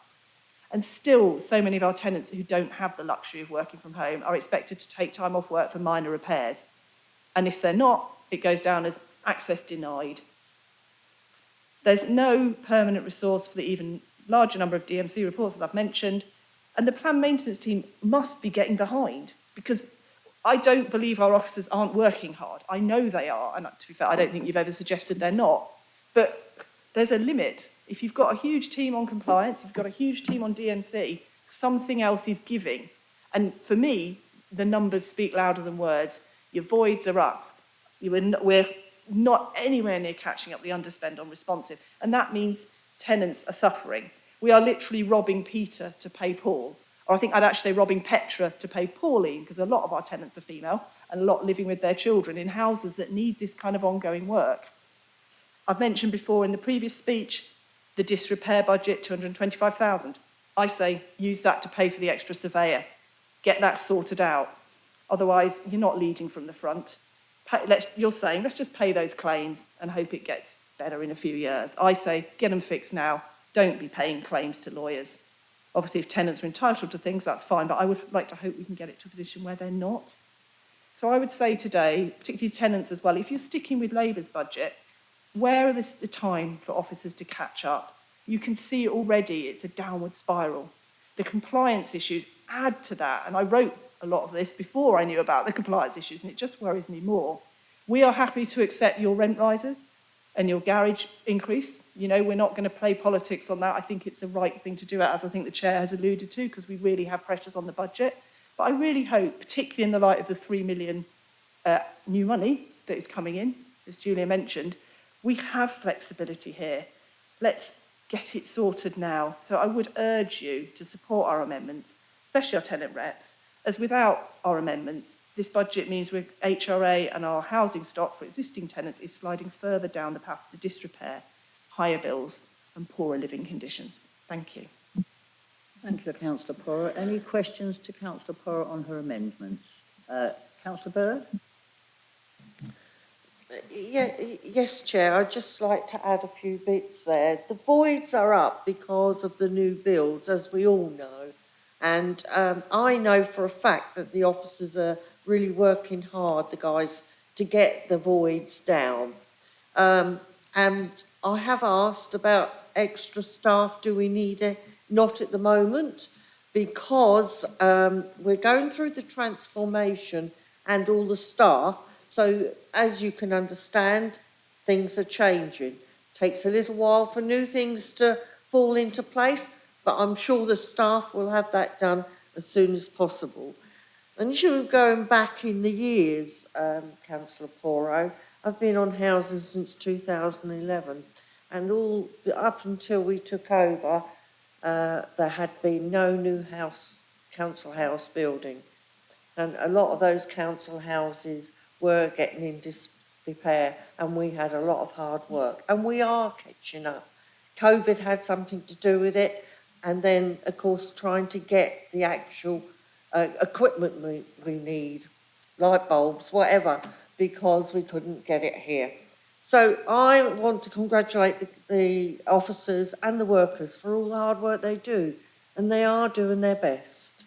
Thank you, Chair, for letting me speak up. Thank you. So that's a statement, not so much a question, but we have got a chance to do questions as well. Anybody got any questions to Councillor Poro? Right, Councillor Batraki. So I was reading your report. See, I'm slightly struggling to even some of these terms to understand. Like page number 8, if you go to paragraph 2, where you say this, we believe that this is primarily because of tenants cannot book appointment for the repairs at the time it suits them. And then he goes on to say this, there is therefore clear evidence. So you literally put your belief as the evidence. My understanding is policies are made on facts, not on views, not on, and looking at the fact, do you have anything to suggest that these three, the staffing is the problem, which I could not see in your budget, in this amendment, and most of them are. Here you say, in our view, there are very few tenants refuses to access on principle, and that most cannot afford to take time off work to allow access, and despite our request for more flexible working hours for new posts and a commitment to last year. Anyway, you're literally saying that all on your view, but there has to be some data to back up that data, to back up the amendment. In my view, I can only see views, beliefs, and assumptions. Those are the words, resonate in this amendment. Therefore, I am of the view this amendment lacks a credible data. Thank you. Thank you. Any other comments, questions? And then I'll let Councillor Poro respond. Anything else? Oh, so Councillor Robertson, you're hidden around there again, sorry. I wonder if we could look at the amendments and where the monies would come from that would pay for these additional officers. Now, the first proposal is to take money from the compensation fund, or to reduce it from 225,000 over 3 years to 115,000 over 2 years.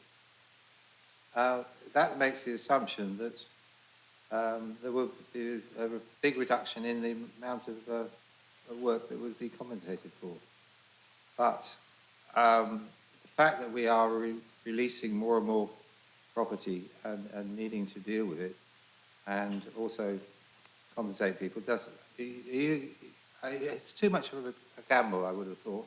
Do you not accept that the way we are dealing with the funding as a whole, to spread it over the needs for doing up housing that we own at the moment and allocating housing for future work, the balance has to be struck, and I don't think you're accepting that that is the case.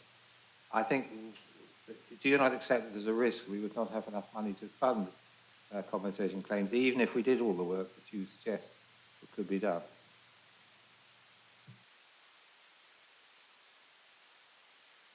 Any more questions? Oh, Councillor Cameron, yes, and Councillor Griffin. Thank you. I'd just like to respond to a few of the points made. So on the damp condensation and mould, it clearly, as you rightly point out, there is the language of firefighting used, and so there's very strong language used in this report.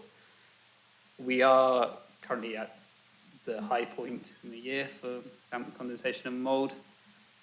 It is true that also people are becoming more aware of this issue in the last year or two, so maybe we will continue to see some increases, but probably the likelihood is that as we move towards spring and summer, it will reduce again. So I wonder whether an approach where we do move people around within the council during the year, as opposed to actually bringing in a new person directly dedicated to damp condensation and mould, could be a better way of tackling that issue, because, as pointed out, there are various other maintenance issues that people might face.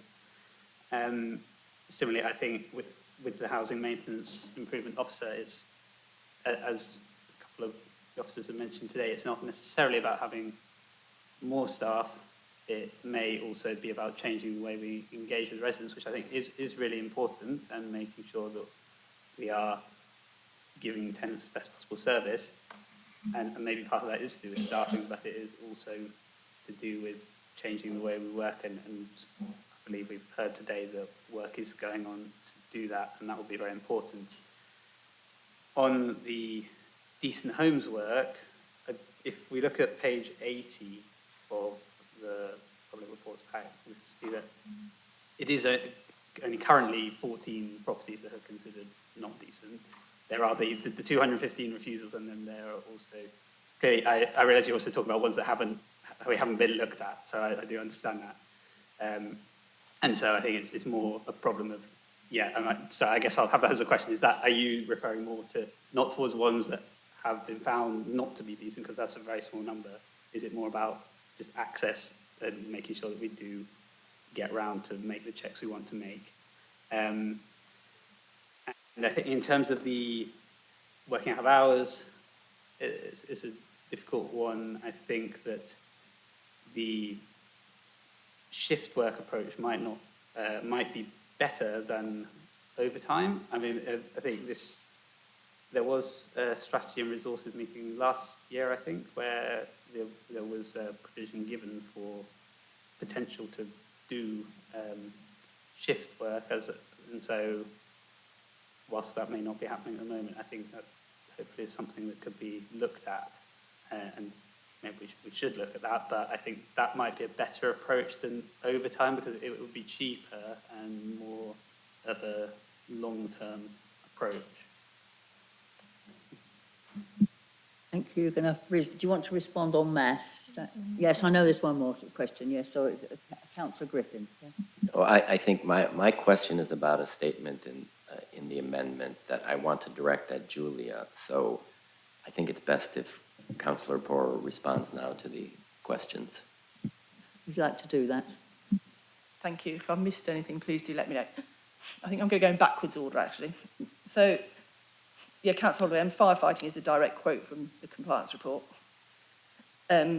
My view is, yes, obviously, officers, I'm sure, brilliant at moving around resources when we need it, but the 331 DMC reports were not in the peak bit. And even, I think it's probably in the last 3 weeks, we've gone up to 408. That's a lot. And my concern is, last year, you said exactly the same. You said, look, next year we'll have it under control. It isn't.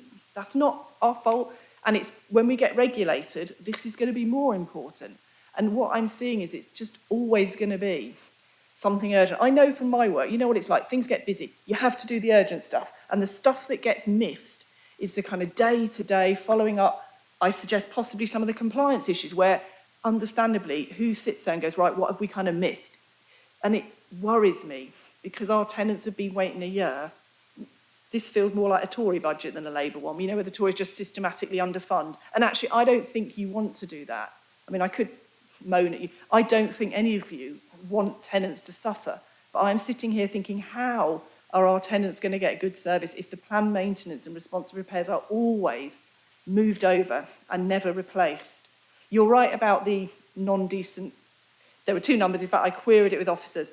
So the issue is when we report decent to the government, they're the people who let us in, and the other 20% don't get reported. So it's almost impossible nationally to get any kind of idea whether we're good, bad, or indifferent in that. But again, last year and the year before, and I think several years, I have asked for an access policy. So I know tenants where, for example, someone hasn't allowed access, and that means the person in the flat next door is suffering, and we don't have a clear policy. So we have 20% of our stock where we don't know, and I phrased it really carefully. They might all be beautifully maintained, but we have no idea. And my genuine belief is these are probably the ones that are contributing to the void. And I'll come back to Councillor Thala, but you asked for evidence. My evidence is your void rate going up, the void costs, and it's not all the ones that are left empty when we're decanting. It's a lot more than that, is my understanding. Councillor Holloway asked about overtime. The reason I put the overtime in was literally because you've got to deal with the compliance issues, and I want the officers to have the flexibility to backfill.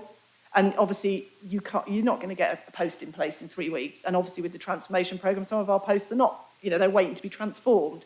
So this was the quickest way in discussions with officers that we could just say, right, help deal with the compliance issues. Because also the compliance issues will have access issues. So the idea is you could then do it in the evening. But I do take your point in the longer term. But if you note, my other 3 posts are flexible working. So in effect, will allow them to be booked on the system as available on Saturdays or later in the afternoons. Not forcing any existing staff to do that. This would be new posts. So I hope that's addressed those. Councillor Robertson, yeah, of course it's a balance. But your Homes England grant, 3 million quid, we have just literally got this afternoon. So I'm finding it really hard to argue that the relative risks are better to leave it as your budget rather than do a little bit of proactive investment. And again, I go back to Keir Starmer. This is exactly what he's been accusing the Tories of not doing. You have to invest sometimes to make it better quickly because that saves more money over the long term. That's my judgment. I feel it's supported by the evidence in this. I mean, I was genuinely hoping it wouldn't be like this because I thought maybe you'd have picked up some more of the points from last year, and I know you care about it. And I think Councillor Sitalavaki was saying about evidence. So for me, the evidence is your void rates going up, the responsive repairs is overspending slightly, but nowhere near to compensate for the last 4 years. And we have 20% where we have no idea of the condition of the stock. And that is why it's one of my big focuses that those posts are focused on that. I've forgotten which, I've got so many posts to think about. But yes, the housing asset, I think, was focusing on looking at that because I believe very few of those people are not letting us in on principle, so there must be something stopping it. It might not be flexible hours, I suspect it probably is, but if it's something else, then let's get those people help. Let's say we are able to work with you to improve your house and to improve the, if it's a block of flats, one horrible flat is going to affect everybody else's experience. So I know obviously politically you probably won't want to support this, but I would really, really ask you to think really hard, particularly with this new £3 million. So ironically, if you wish, you don't have to take it out the damp, mould and condensation. I'd happily accept your amendment to take it out of the 3 million Homes England, which is a lot more than I thought we would have by now. And I hope we'll get more in future. So I think that has addressed everyone's points, but please do let me know if not, because my writing's not great. Thank you. Now, Councillor Griffin, do you want to actually ask Julie a question now? And then, because then we're going to finish with Councillor Forresting and we'll have some words from Councillor Tong about their statement, and then we'd go to the vote. That's how we've said we'd do it, isn't it? Yes. So do you want to ask a clarification question now? Thank you, if I could. This has to do with something on page 11 of the proposed amendment dealing with funding. Do you have that text in front of you, Julia? Yeah, so I'm just wondering about in 1.4, point B, how realistic is the assumption there that we could get an additional 12 million from Homes England? And yeah, that's my question. So when this alternative budget was drafted, we didn't know how realistic it was because we hadn't at that point been successful in securing any grant for re-provided homes. But as I outlined in the main budget setting report, we have now been successful in securing our first 3 million. Literally just recently received notification. We've been successful in securing grant on the first 2 sites where we've applied for it on re-provided homes. So out of the potential just under 13 million, we've secured 3 million of it now. We don't know whether we'll be successful in securing the rest. Homes England are funding re-provided homes out of part of the current 4-year programme, and we've been successful for the first time in getting grant from that programme, but we don't know what the programme after 25 will be and whether or not they will continue to fund re-provided homes as part of the future programme. So there's less risk than there was when this was drafted because we have now been successful in securing some. Thank you. Thank you, that's clarification we saw. Well, thank you, Councillor Porrer. Now I want to ask Councillor... Oh, so I didn't realise there's another. I wish to ask a question supplementary to that, if I may. That money, that £3 million, is capital grant, isn't it? So building, can't use it for revenue costs. So it couldn't be used in the way that the opposition are proposing. The way it would be used in the way the opposition are proposing is that that capital grant comes in and funds that expenditure in the capital programme, but that releases the resource that would otherwise have funded it. So the alternative funding of those new homes would have been revenue funding of capital, and that revenue could be used for anything else, or borrowing, and if it was borrowing, it reduces the need to borrow, which reduces the interest payments, which are also revenue. So whichever of those alternative funding sources was making up the difference releases some money in revenue that could be reinvested. So the proposal is deliverable in financial terms. Thank you, that's useful to know. But it does all show that it's really a question of balance. We have proposed a balance. Thank you. Now, if you can... are you responding or just... Well, yes, I was going to say hold the thoughts that everyone's had about yours, but yes, quickly, because I'm mindful of time. Thank you, Chair. Yeah, just to note, it only needed 13 units to be funded by Homes England to pay for the entire of those amendments, apart from the one funded from the DNC fund, which I think Julia can confirm, hopefully. So we already have considerably more than that as of this afternoon. So, and as Councillor Robertson, yes, it's a balance, but for me, that's a balance worth doing to get our stock up to standard. Thank you, Chair. Thank you. And I look forward to seeing how we will repurpose and how we are going to use a whole extra, in effect, 3 million that we've got. And that might mean just looking at things in a whole new light. I don't know. We look forward to future reports on that, yeah? Okay, now, hold those thoughts from Councillor Porras, because I'm now going to ask Councillor Tong to speak to the Green statement. Hello, yeah, I am Councillor Tong and I'm representing the Greens. And I'm not going to try and go on for too long, just because we've already had quite a number of long speeches tonight already. And on top of that, you've got the document, you can read it. However, I thought I would like to do a brief discussion about some of the thinking behind it, because there's two kind of motifs that are recurrent. And the first is engagement. When I was actually writing this with Naomi, one of the things we really wanted to do was write something that was very accessible to people. Because I don't think Cambridge City Council always does the best job engaging the public in these sorts of discussions. And I've been really happy to see members of the public reach out to me to actually comment on their thoughts, purely because we've tried to make an accessible document that focuses more on the policies that the finance underpins than over excessive detail about the finances themselves. And this is something that actually we talk about in relation to the HRA budget. The idea that there are definitely ways we could do more to reach out to residents about things like condensation damp and mould and insulation issues to try and be more reactive to their problems. The other major theme is the ways that environmental and social issues intersect regularly. So that's not a new thought. People have been saying the same thing for hundreds of years, but it's definitely been more in the kind of public consciousness as of recent. There have been some major pieces of work on the subject. One of my friends and colleagues, Emma Garnett, she wrote a piece for, I believe, Nature, which made national news, which really talks about how we need to think about these two problems as congruent. And this is particularly important in the case of housing. So if you look at the estimated emissions for Cambridge, about 30% are domestic. This is a really good way we can think about tackling both the environmental issues and the social ones. And to support some of the suggestions we've made. We would like to also make it very clear that we support the 7.7% proposed rental increase.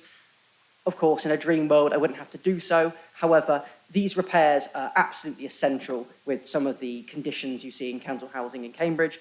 And because about 60% of residents do have some sort of protections against those rises, it would overall just be to the benefit of people in the city. Thank you. Thank you. That was succinct. Thank you. Any questions to Councillor Tom? I suppose if there are any. Are there any, or do we just note what you said? Oh, yes. Sorry, who's behind me? Oh, so Councillor Talavaki, yeah? Just a simple kind of clarification here. On paragraph 7, it is written like this. We would like to see the council share more case studies on topical issues such as its DCM work through social media. Councillor Tom, when I read this, immediately what came to my mind was this. If you open social media, you might see, if you go to Cambridgeshire Police, you might see this guy, that age, this description with the picture, convicted. So are you expecting these kind of data to be published on social media? If the answer is yes, do we not have to set some other budget fund for legal cost? I'm sure there's a pure breach of confidentiality there. And if not, can you be a bit more specific as to what you want to see on social media? Thank you.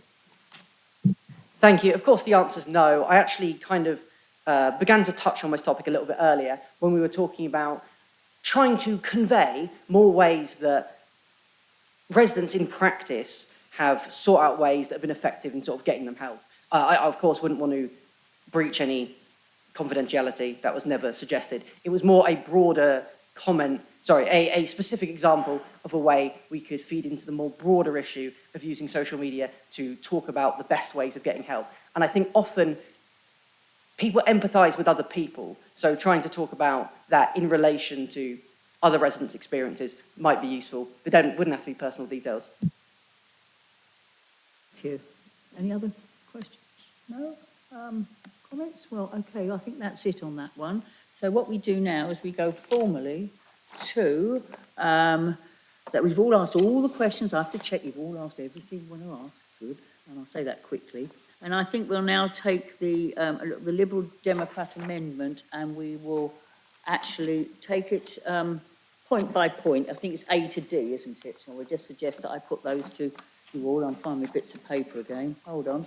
On your second, it's the second circulation, wasn't it? Yes? And it's pages 10 to 11, we've got 1.3 A to D, and I'll just take them separately. I think that's what you requested, didn't you, Councillor Porrer? Yes, okay. So those in favour of point 13A on the Liberal Democrat amendment paper? Those in favour? Okay. That's 3 in favour, Chair. Yes, are those against? Okay, and those abstaining? Abstain for change, yeah. I'm an abstention, just for change. Okay. Mandy, are you an abstention or voting for or against or abstaining? Sorry? 4, okay, fine. Okay. Sorry, hang on, Chair, that would have been 4 in favour, 6 against, 1 abstention. Okay. Okay. Right. The next one is, so that's, that doesn't get carried. So we're on to 1.3B. Housing Maintenance Improvement Officer on 2-year fixed term. Oh, sorry. You read it. I'm not reading it out. You've read it already. It's been spoken to. Those in favour of that proposal? And those against? Sorry, Chair, that was 3 in favour. 3 in favour, sorry. 8 in favour. 8 against, sorry. Yeah. That's it. So that's lost. 1.3C. Those in favour? 3. Anyone else? 3, No? Chair. Yes, and those against? Yeah.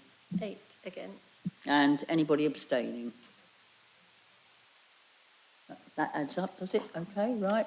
And finally, 1.3D, those in favour?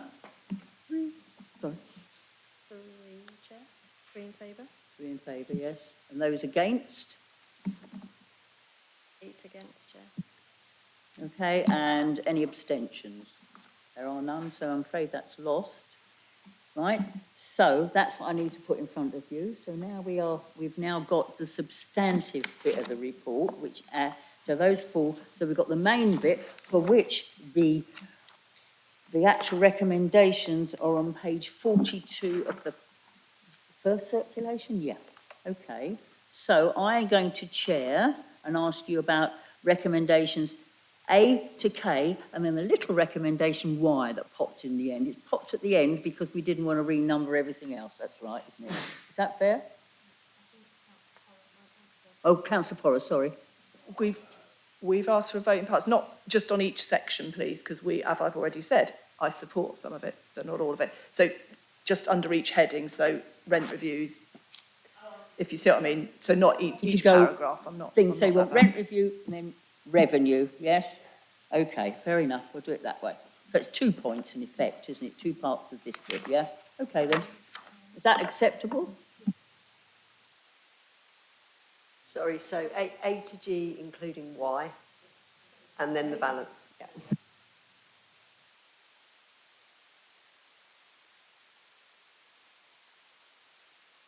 So we reiterate it, we're now voting on the recommendations A to G plus the extra little Y that popped in at the end. So those in favour of those recommendations? Chair, that's... Right, and the second is, it's H through to K, the second bit, which is the revenue at HRA revised budget, that one, yes? So those in, I've got that right now. Those in favour? So that is 8. And those against? That is 0. And those abstaining? 3 abstentions. As chair of part 1 of this committee, I'm going to now ask whether the Executive Council... Oh, sorry, have I got... Sorry, Sorry, just before we move on to the next bit, before we take the recommendations on part 2, they need to be deferred until after we've heard the report on Newbury Farm. Thank you. So you can finish part 1, but we don't take part 2. Sorry.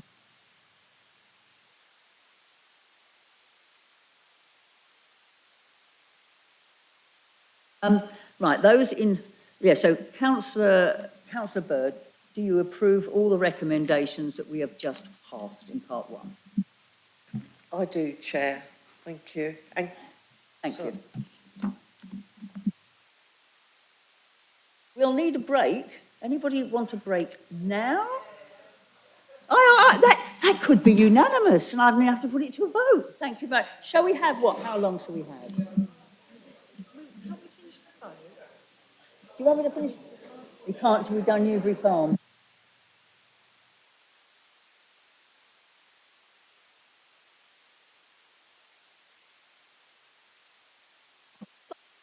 So start your queue for the loo now. Okay, thanks. We have 10 minutes. Go to 10 minutes.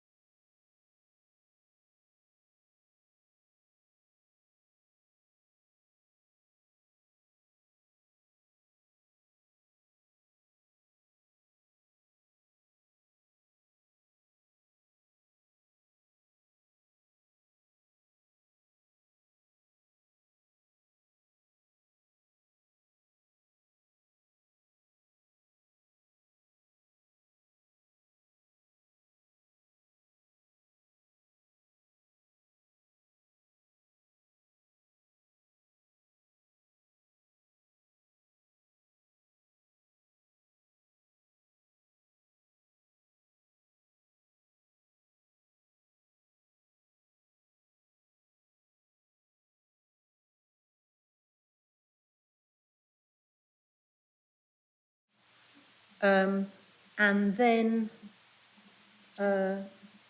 we go back to the vote on item 6 once we've done item 8. Is that clear? Right. Oh, 9, beg your pardon. Okay, can we go live then, please? Live, yeah. Right. Welcome back, everybody. We're now moving on to item 7 of the agenda. And can I ask, please, the officer to present the report? Thank you, Chair. Thank you. The report provides details of the annual bid round for grants to organisations providing homelessness prevention services in Cambridge. The Executive Council is recommended to approve the award of homelessness prevention grants to voluntary and community organisations for 2024-25 as set out in Appendix 1 of the report. The total grant available for allocation is £307,000. That's an increase of £32,000 on this year's allocation. And then an additional £50,000 has been set aside for our winter provision for rough sleepers, which is provided through It Takes a City following a procurement process. The funding forms part of our Department of Levelling Up annual homelessness prevention grant allocation. Applications totaled £441,000 and were received from 11 organisations for 15 projects, and the report recommends an award for all 15 of these projects. In assessing the applications, and as set out in the grant eligibility guidance, applicants needed to demonstrate that their projects contributed to our objective of preventing or relieving homelessness, which is the purpose behind the Department of Levelling Up grant. All 15 projects are currently receiving funding under the 2023-24 allocation. With the exception of 3 projects, all of the proposed awards are for amounts that are at least as much as this year's allocation. For the 3 projects where there is a reduction proposed, no reduction is greater than 15% on this year's allocation. And with a couple of exceptions, all of the proposed awards are for the minimum amount requested. So on the application form, organisations are asked to stipulate how much they would like to run their project, but they're also asked to provide details of the minimum amount needed in order for the project to continue. And as I said, a list of all of the projects and the amounts requested and the proposed awards are included in Appendix 1. But happy to take any questions. Thank you very much, Simon. Can I have moving on to any member questions? Would anybody like to ask questions?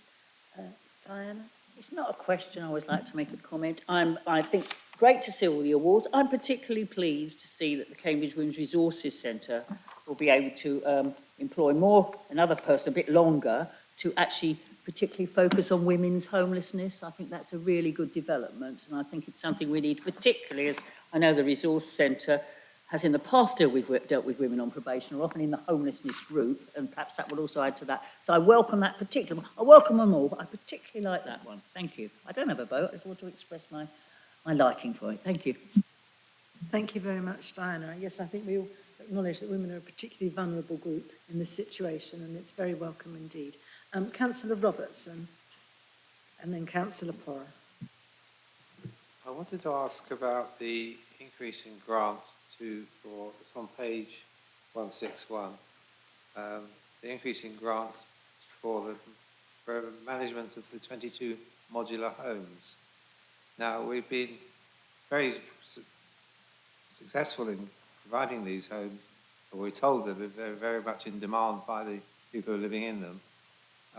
But it appears that they're quite expensive to manage. It looks as though they cost £86,000 to manage this project, and the other £43,000 that they didn't ask for is presumably already being funded to them from somewhere else. Could we have an explanation of that? And I'm just a bit concerned that although they're successful, they're extremely expensive to run. So perhaps there's a question there, please. the officer please like to respond to that question? Yes, so on the grant application forms, the organisations are asked to stipulate that the amount they would like to receive from this pot of money, but they also receive funding from other sources, which they stipulate in the form. So the £86,000 will be the total that it is costing them to run the scheme. The application that we've been asked to fund is for the cost of 2 project workers, but as I said, the rest of the funding will come from other sources. Yeah, but the second part of my question is this a rather expensive management cost per person? Per person housed, that is. Thank you. Yes, I think this is a recognition of the support needs that this client group generally have. It does cost us more money to, for anybody to support this client group. What I would say is that is, actually making sure that they are not street homeless and rough sleeping, which costs the public purse as a whole far more. It is more cost effective to support them in accommodation. Thank you. Thank you. Councillor Porra, please. Thank you. Yes, I'm obviously in support of us giving out these grants. It's depressing to notice how much more the need has gone up. Probably, I suspect, due to the austerity at a national level from government who are not funding things like this. I agree with the Women's Resource Centre. I think last year they had slightly less, so it's good to see them getting some more. I just wanted the office to confirm, my understanding is all of these grants, though, still mean these projects are all viable. So even when there's been a little bit less than perhaps people were hoping for, officers have checked that this won't stop any projects running, I believe. If the officer could confirm, that would be great. And thank you for all your work on doing this to the officer team. Thank you. Would you like to respond, Simon, please? Yeah, that's fine. Thank you. So I can confirm that we've awarded an amount to all of the projects that we've been asked to award money to, and with, as I say, I think 2 exceptions, we've awarded the minimum amount requested. So all of the projects will continue running.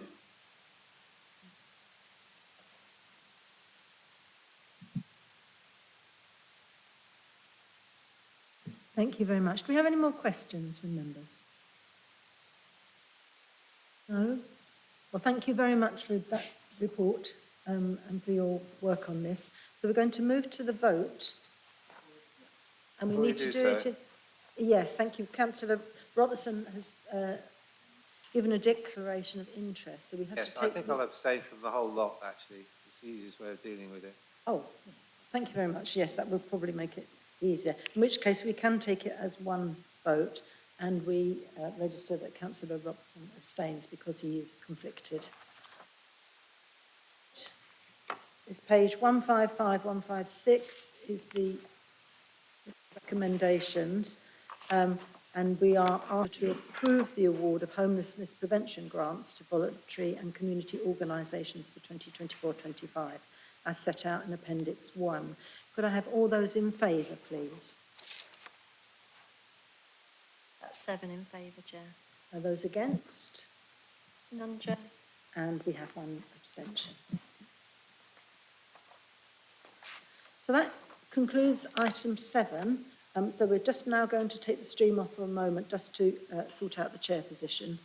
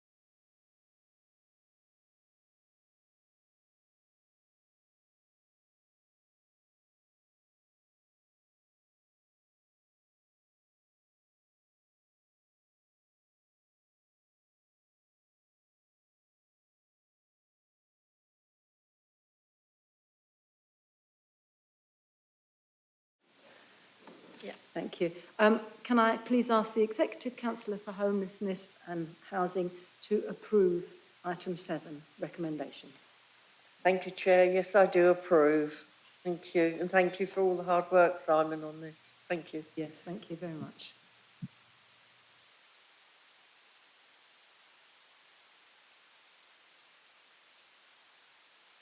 So we're going to move on to item 8 on the new build housing delivery programme. And I think Ben is going to present this. Good evening. Can you hear me okay? Good. So this is our current update, our latest update. As I said earlier to the gentleman who asked the public question, this is a regular update that we report on not just the new build homes, but also the types of rent and whether they are wheelchair accessible and the levels of sustainability. So there's a lot of detail in the report. I'm going to refer to 4 items in the report.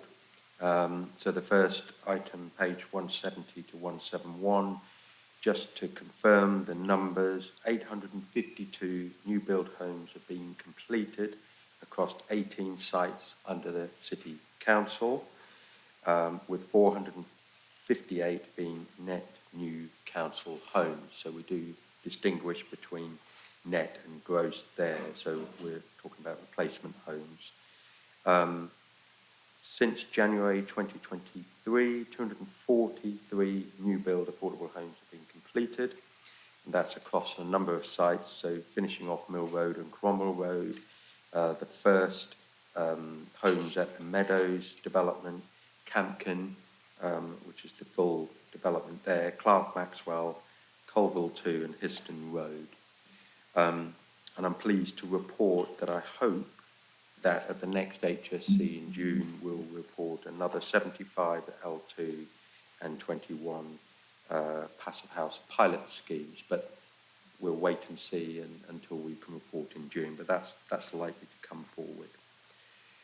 The second point I just want to highlight in the report refers to the refugee housing. We've had some really good success there, 37 homes in total. There's just one home that we expect to complete in terms of the purchase by the March deadline. So really hard work by the officers in getting that through as quick as we can there, and I think that's worth pointing out. The third bit is a funding update, which is verbal. It's not in the report, but my colleague Julia referred to, and that is the Aylesbury Close and Colville Phase 3 grant funding from Homes England. So for Aylesbury Close, that's all 70 new and replacement homes and a total funding amount of 5.7 million. That's quite significant. It is an increase in per unit that we've had before, and we hope that will continue going forward. Obviously, we can't guarantee that, but that, I hope, is a statement of intent from Homes England. And Colville Phase 3, 16 replacement homes, we've got 1.2 million for that. The approvals we're seeking is normally to note the progress, but there is one additional approval in there, and that is to include 2 to 28 Davy Road and 1 to 8A Brackley Road and Davy Close garages to be included in the 10-year programme. What that means is that we wish to explore in terms of the next steps. There's no decisions being made, and we will come back to HSC, we predict, by September this year to look at the next steps there. We try and be as transparent as we can and give as much notice as we can in order to do that. And there has been a public question on some of those letters, and we did miss out 5 of those tenants, which we've apologised for. But are there any questions? Right, any questions? Councillor Borrow. Thank you, Chair. Firstly, The Ukrainian refugee homes is an amazing effort by officers. I remember that coming through as an urgent decision. The timescales were incredibly tight. And the fact that we have done that for, I think, 2 bids now is huge credit to our officers. And it's great for the RHRA because, you know, the government are part funding. So thank you for that. I wanted to ask a question about Fanshawe development. Obviously, we've got the £1 million, which is being reconsulted with because of the revised mix. Do we have timescale on that really? Just to kind of find out where that's going. Recommendation 1.7 talks about publishing affordable housing stats on the website quarterly. I just want to confirm, is that basically just publishing this report, which I'll be fine with? I know Councillor Robertson and I think previously had some discussion at Housing about that shouldn't replace this report. So I just want to be clear that that's an extra. And frankly, to me, it seems quite sensible just to publish this every quarter rather than reinventing the wheel because, you know, in terms of officer resource. So if you could clarify. And then finally, as I mentioned at the beginning, I do know one of the residents living in the Bracken Road thing and was unfortunately one of the leaseholders who were not written to. And I suppose I just want to say again, the amount of distress that has caused. I was approached by them. They know I'm on the council. I don't think they had any idea that I was dealing with housing. You know, for a family to think that their house is being knocked down potentially in a few weeks. I was a little concerned with Councillor Bird's reply to one of the public questions that it's normally a year between us making a decision here and moving out. I don't think that's the case. I think what she meant was it's a year before you get the offer. But for leaseholders, I mean, for example, in my ward, we've got Hanover and Princess Court. That's been 4 years and we're not even anywhere near that. So I think it would be really useful really early on to try and tell residents this because it's caused a lot of upset. You know, obviously it's a friend that I know, but it's still a resident. They didn't approach me particularly as housing folks. They just approached me in desperation. I know they're watching this tonight, I hope. We really need tenants on side. You know, that's one of our risk registers, particularly, and leaseholders. You know, leaseholders are the people who can often stay for quite a long time. There's costs associated with that. So again, I really would urge in future that I think timescales are really important in these letters as well. Because obviously saying, we'll look at it in September and then consider. Actually, what would be more useful is to say, actually, realistically, by the time we've gone through planning and we've gone through all the consultation, this is not going to be an immediate thing. And offering particularly leaseholders that option of, you know, you potentially could stay for quite a while. It's more the fact that you'd be willing to vacate at the end if we decide to do any kind of decant. And I do note for that estate, I know it quite well, I used to take my child to Coleridge Splash Pad a lot. So it is 2 quite different parts of the estate. And I have to say my experience with the Bracken Road end is it is in a much better condition. So again, I'm just interested, it would have been useful to have a little bit more in this report about why we're sort of lumping it all together. I appreciate the site is similar, but again, if we're prioritising the poorest stock, it would have been useful to know that. But I do appreciate, I'm very grateful to the officers for their apology, which I think is helpful, but I really want to make sure we don't do that again. Thank you. Would you like to answer those, please? Please, yes. So the combined authority grant of approximately 1 million, we're reasonably confident that that's going to be retained in terms of timescales. We are in the hands of the CPCA, but we will continue to push for certainly a response that confirms it will continue to be paid. Regarding the update on the website, that is an abridged version of the report. It's just to show the public the level of house building that is going on in a fairly easy format so that people have that information. We can send that to you before it goes up as well. In terms of Davy Close, the distress that has been caused is very unfortunate. We do try our best to provide as much notice as possible. As I said, we are working on our communications plan and a resident engagement plan. We will meet the residents, we'll meet them on Davy Close face to face to explain what the next steps are and what reassurance we can give in terms of timings and what rights they have and what it may mean for them. So it's always difficult to get it exactly right. If we notify people too early, we can cause distress. If we notify too late, that also causes distress. So it's finding that balance, but we will visit them we will talk to them and we will reassure them. Thank you. Councillor Griffin. Thank you. So this is a question about Davy Road and Bracken Road. And of course, these are in the Coleridge ward. And this Sunday, I went out with the other two councillors from the ward, Councillor Smith and Councillor Moore, and we tried to talk to as many residents as possible. We were only able to talk to the residents at the Davy Road flats. First I want to say that many of the social tenants were very happy to hear this, and they basically said it couldn't happen sooner. It couldn't happen soon enough. That was the comment that I heard from many of them, because the building is in pretty bad state in some places. So there was a lot of, but even the tenants had some concerns, of course. And as you can imagine, there were other concerns that leaseholders had, for example. So I have a list of 5 questions from residents. Should I go through those one by one, or just give them to you as a batch? Which would you prefer? Okay, just try the list first. Okay, as a batch, right?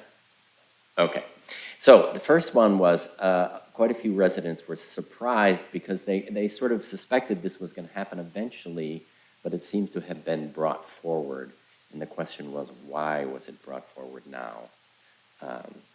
The second question is actually the one that Councillor Poorer asked, is basically, could they have some kind of timeline about, when things are going to happen? Because suddenly, things are rather uncertain.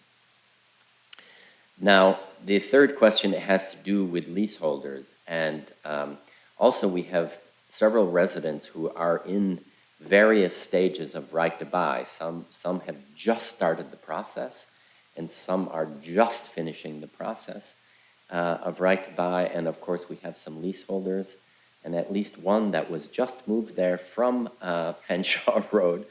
So, yeah, and so of course you can imagine the concern that these residents have. And related to that, there was a scheduled maintenance that was going to happen this year, and some tenants or leaseholders already have bills for that. And will we be doing that maintenance if we're going to demolish those buildings? And fifth question, finally, is related to that. Suppose we aren't going to do some maintenance because of, we decide not to do some major maintenance because of that.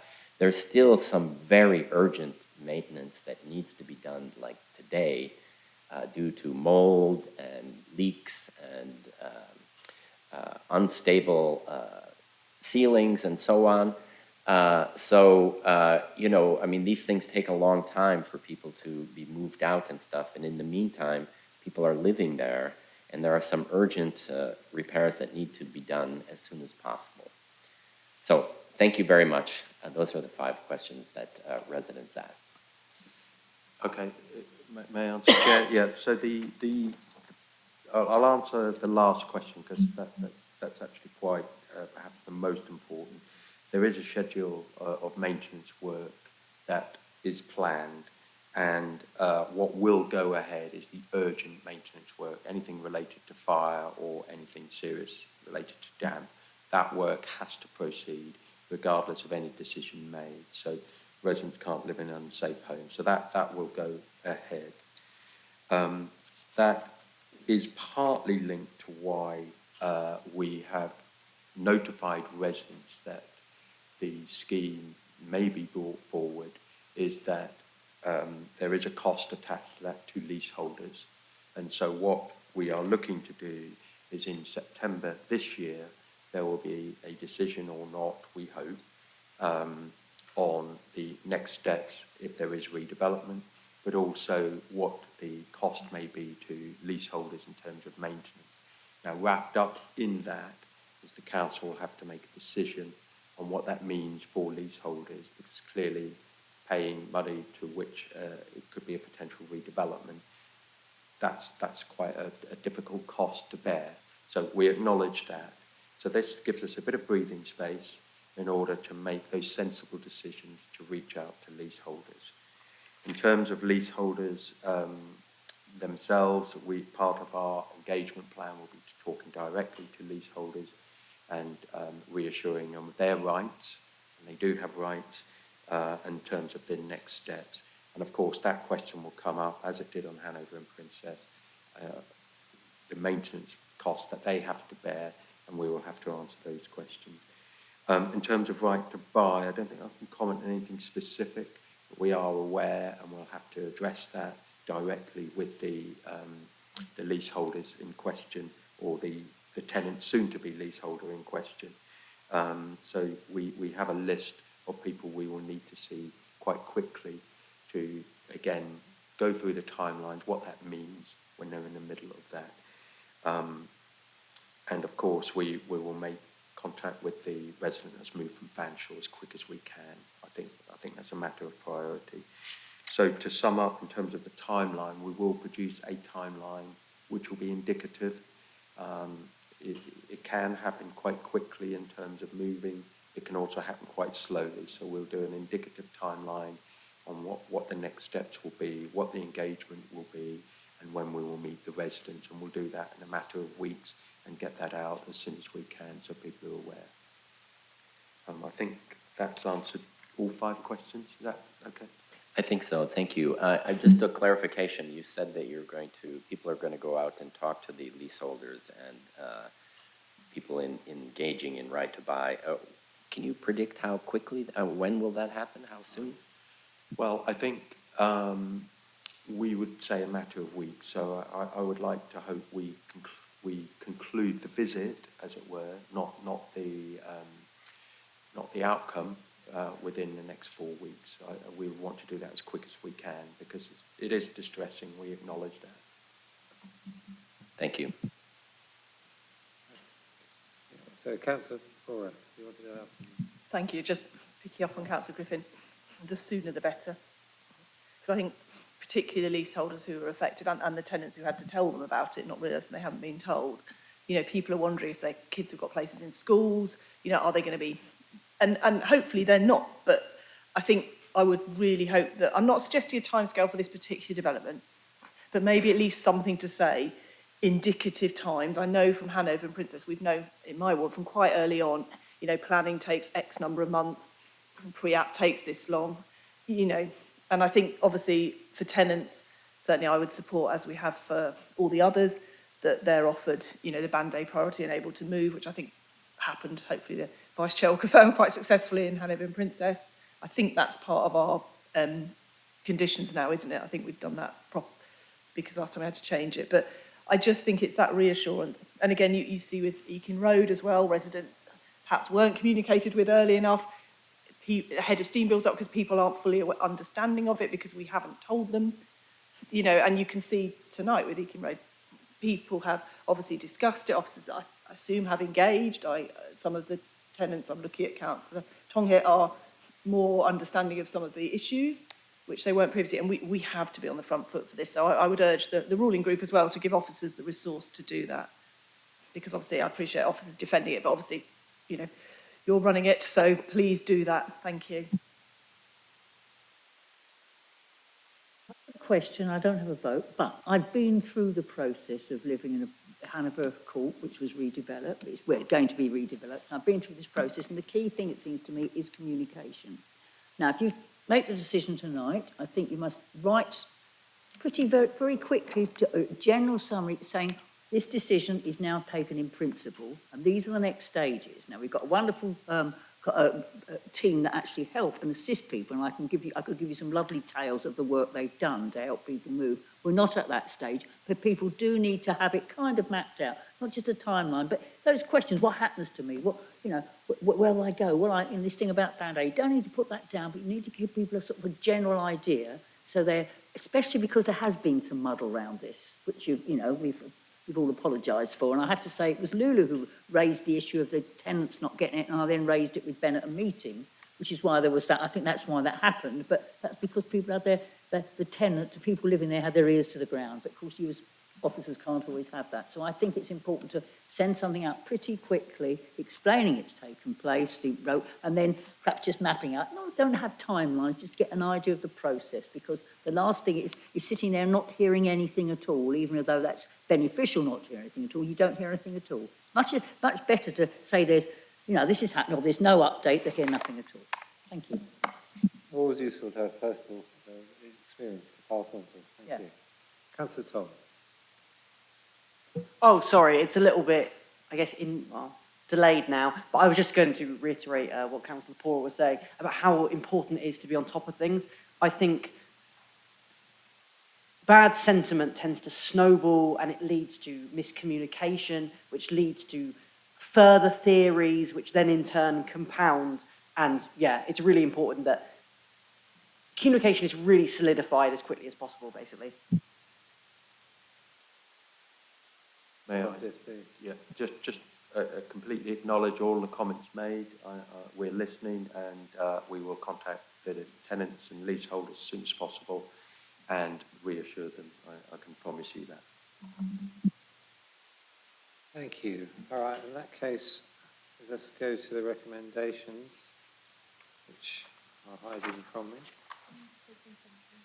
170, page 170. Can I see all those in favour of the recommendations? 5 in favour. And those against? None against. And those abstaining? 3 abstentions. Thank you. And Councillor Bird, would you like to refer yourselves to this? Yes, Chair. Yeah.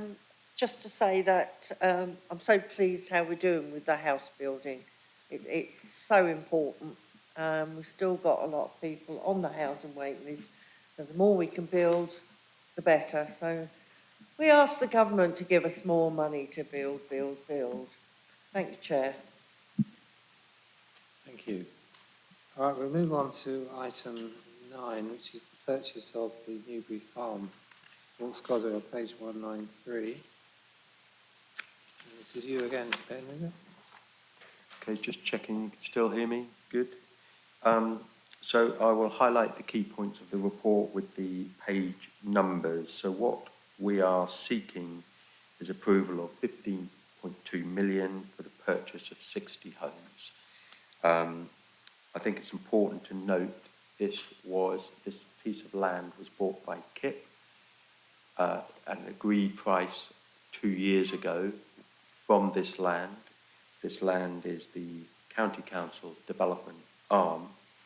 And of course, there has been some viability impacts in between those 2 years, the Liz Truss budget, etc., and other build cost inflation.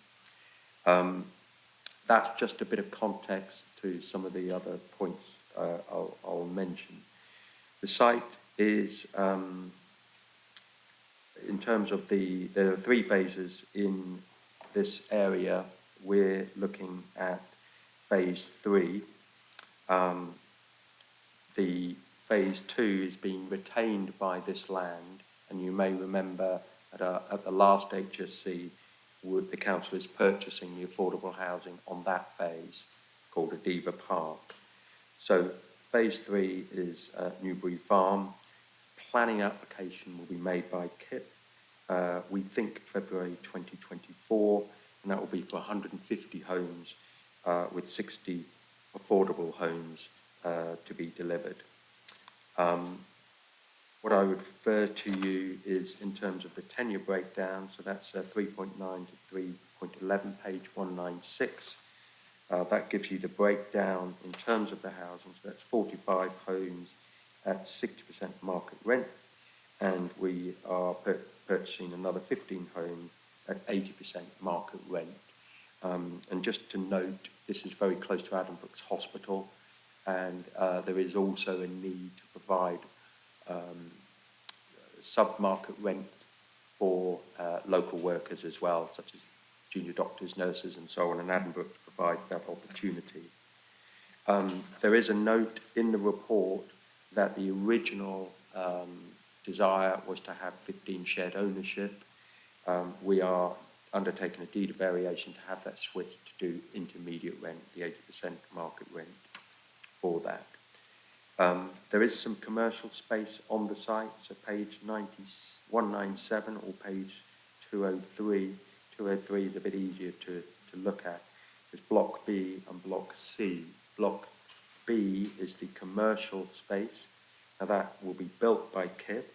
It's not going to be purchased by the council, and that will be managed by this land. So there's no role for the council to play in getting leaseholders. For the community centre, again, that will be built by KIP.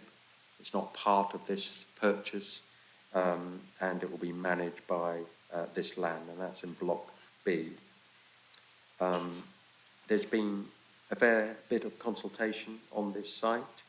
30th of November, we did a public consultation in Nightingale Park Pavilion, and we had online consultation to the 22nd of December, and we are looking to brief members in the next few days in terms of the update on that. Consultation was well received. The key concerns that have come up, things like water and also traffic onto Baberham Road have been the two key points that have come up.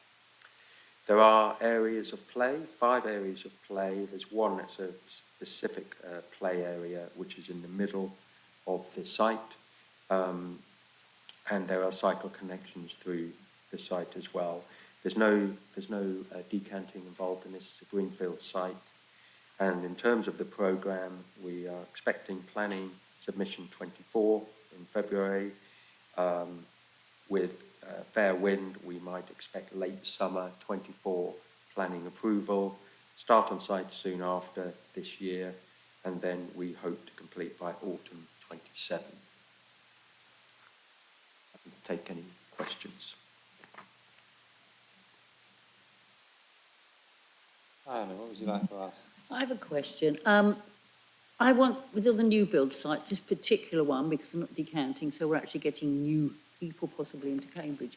How about schools provision? I mean, I asked because my hairdresser was telling me, and hairdressers are a really great font of information, aren't they? And actually, thought there was talk. No, it's important. It's saying how there's a lot of pressure, primary school places and secondary school places in Cambridge, and people from Cambridge are being offered to go to a secondary school in St Neots. Now, it seems to me we do need to, I don't know how we match this, obviously it's county council provision. That does always concerns me. It's wonderful how the development going to make sure we've got that infrastructure. And I personally want that, I would want that reassurance, yeah? I think, give us the homes, but give us the schools as well.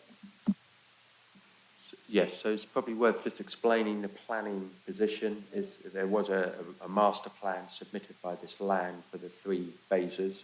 So this is what's called a reserves matter, which is a bit narrower in terms of scope. So the details around schools and hospitals and anything related to highways would have already been set at the master planning stage. And there'll be a bit more detail at reserve matters. So there'll be some engagement around that. And there could well be some Section 106 funds that will have to be submitted towards an education pot in there. So that would have been considered much earlier on by that. So what this application for the whole site, remember we're only talking about the purchase of the affordable, would have already been agreed, and there's sort of parameters already set. Thanks for that clarification, because I have heard of places, perhaps not that nearby, where, you know, the schools are got before you've got the actual housing in, if you're actually proposing new schools. Thank you for that. Councillor Tom. Yeah, so I've been quite distracted by budgets recently, so I haven't managed to look into this quite as much as I'd like. Would you be able to talk about its function as a greenfield site at the moment and why this site was chosen? Why it went through the local plan, I don't have sort of a detailed or site of that, but I mean in terms of fringe sites, you'll see more and more of these sites will come through the local plan, and especially with the emerging local plan, as there's pressure to build more houses in Cambridge. Now that wouldn't have been a function of the development team. What happens is that parcels of land will come through the local plan, and then they will be marketed for sale. So in this case, this would have been owned by county or this land, depending on whether they sold it to this land. And then in the marketplace, Kit put their hand up and said, would like to bid for this and purchase for this plot of land, which is phase 3. Does that answer your question? Yeah. Councillor Lee.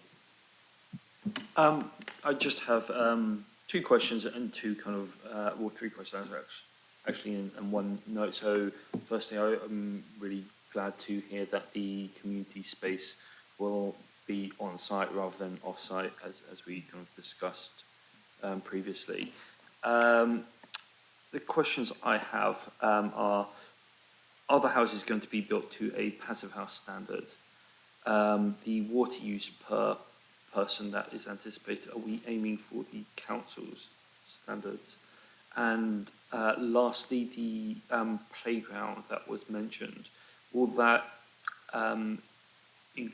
be inclusive in terms of for children with extra needs, let's say? So the standard says in the report, future home standards, which is close to passive house, not quite.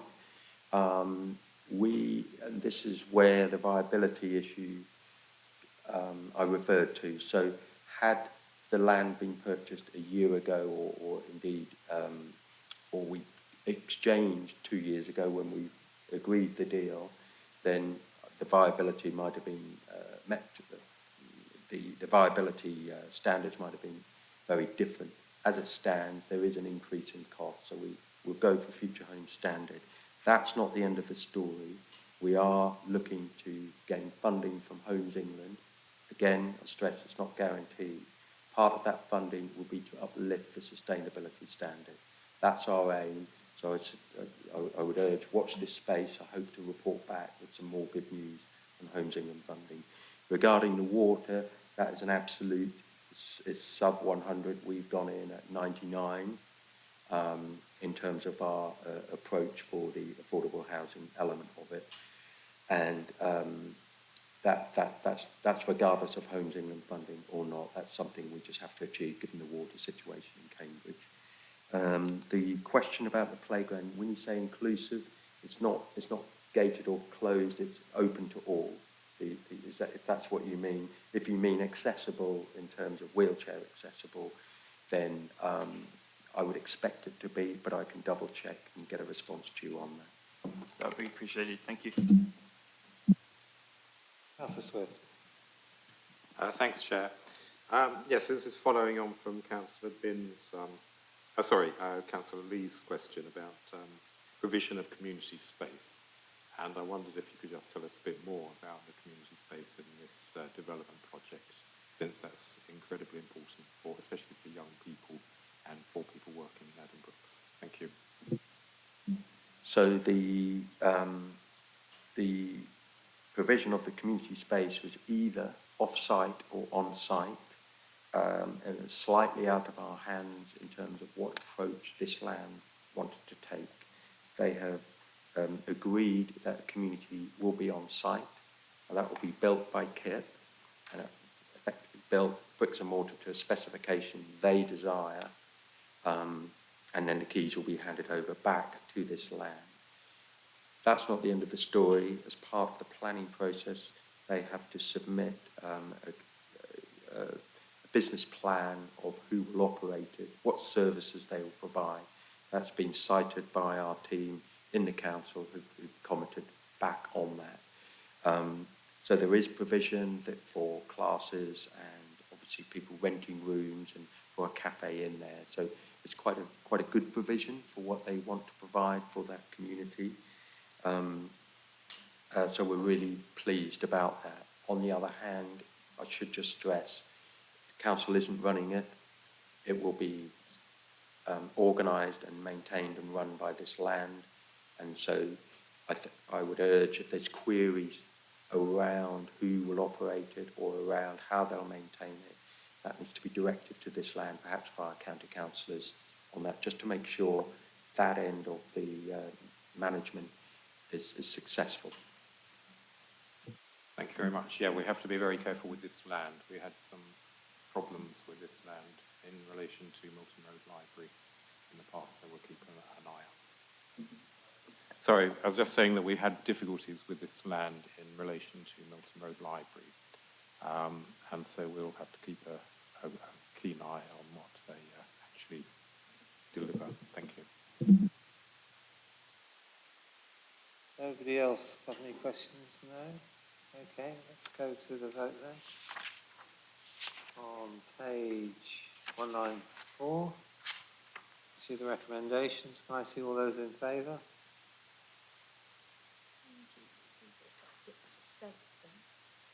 And those against? And those abstaining? So Wow. 7 in favour, 1 abstention. Thank you. Councillor Bird, Councillor, what do you say about that? Yes, I'm happy to accept, Chair. Thank you. Right, now item 10 is to note, so we'll pass over that, and then we'll go back to page 44 to look at the rest of the recommendations.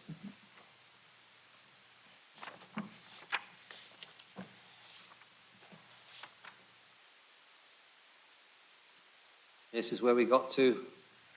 The top paragraph has been dealt with. Treasury management next, I guess. Right, so we've discussed all this. We don't have any more discussion, we're just voting, okay? So can I see all those in? Do you want me to take these in sections as well? Yes, please, just by the heading, so Treasury, then Housing, then Sure. General. Thank Okay. you. So we're taking the Treasury management sections, L, M and N. Can I see all those in favour? 5 in favour, Chair. Against? None Abstaining? against. 3 abstentions. On to housing capital, OPQRS. All those in favour, please show. That's 5 in favour, Chair. Those against? Those in abstaining? So 3 abstentions, Chair. And on to general, TUVWX. All those in favour, please show. So that's unanimous, Chair. Right, over to you, Councillor Bird. What do you say about all that? Thank you, Chair, and thank you to the staff who've worked very hard on this budget. Really appreciate it, so give my thanks to all the staff, Julia. Thank you, Chair. Thank you indeed to the staff. Thank you very much. And thank you all your councillors for your questions this evening. That ends the meeting.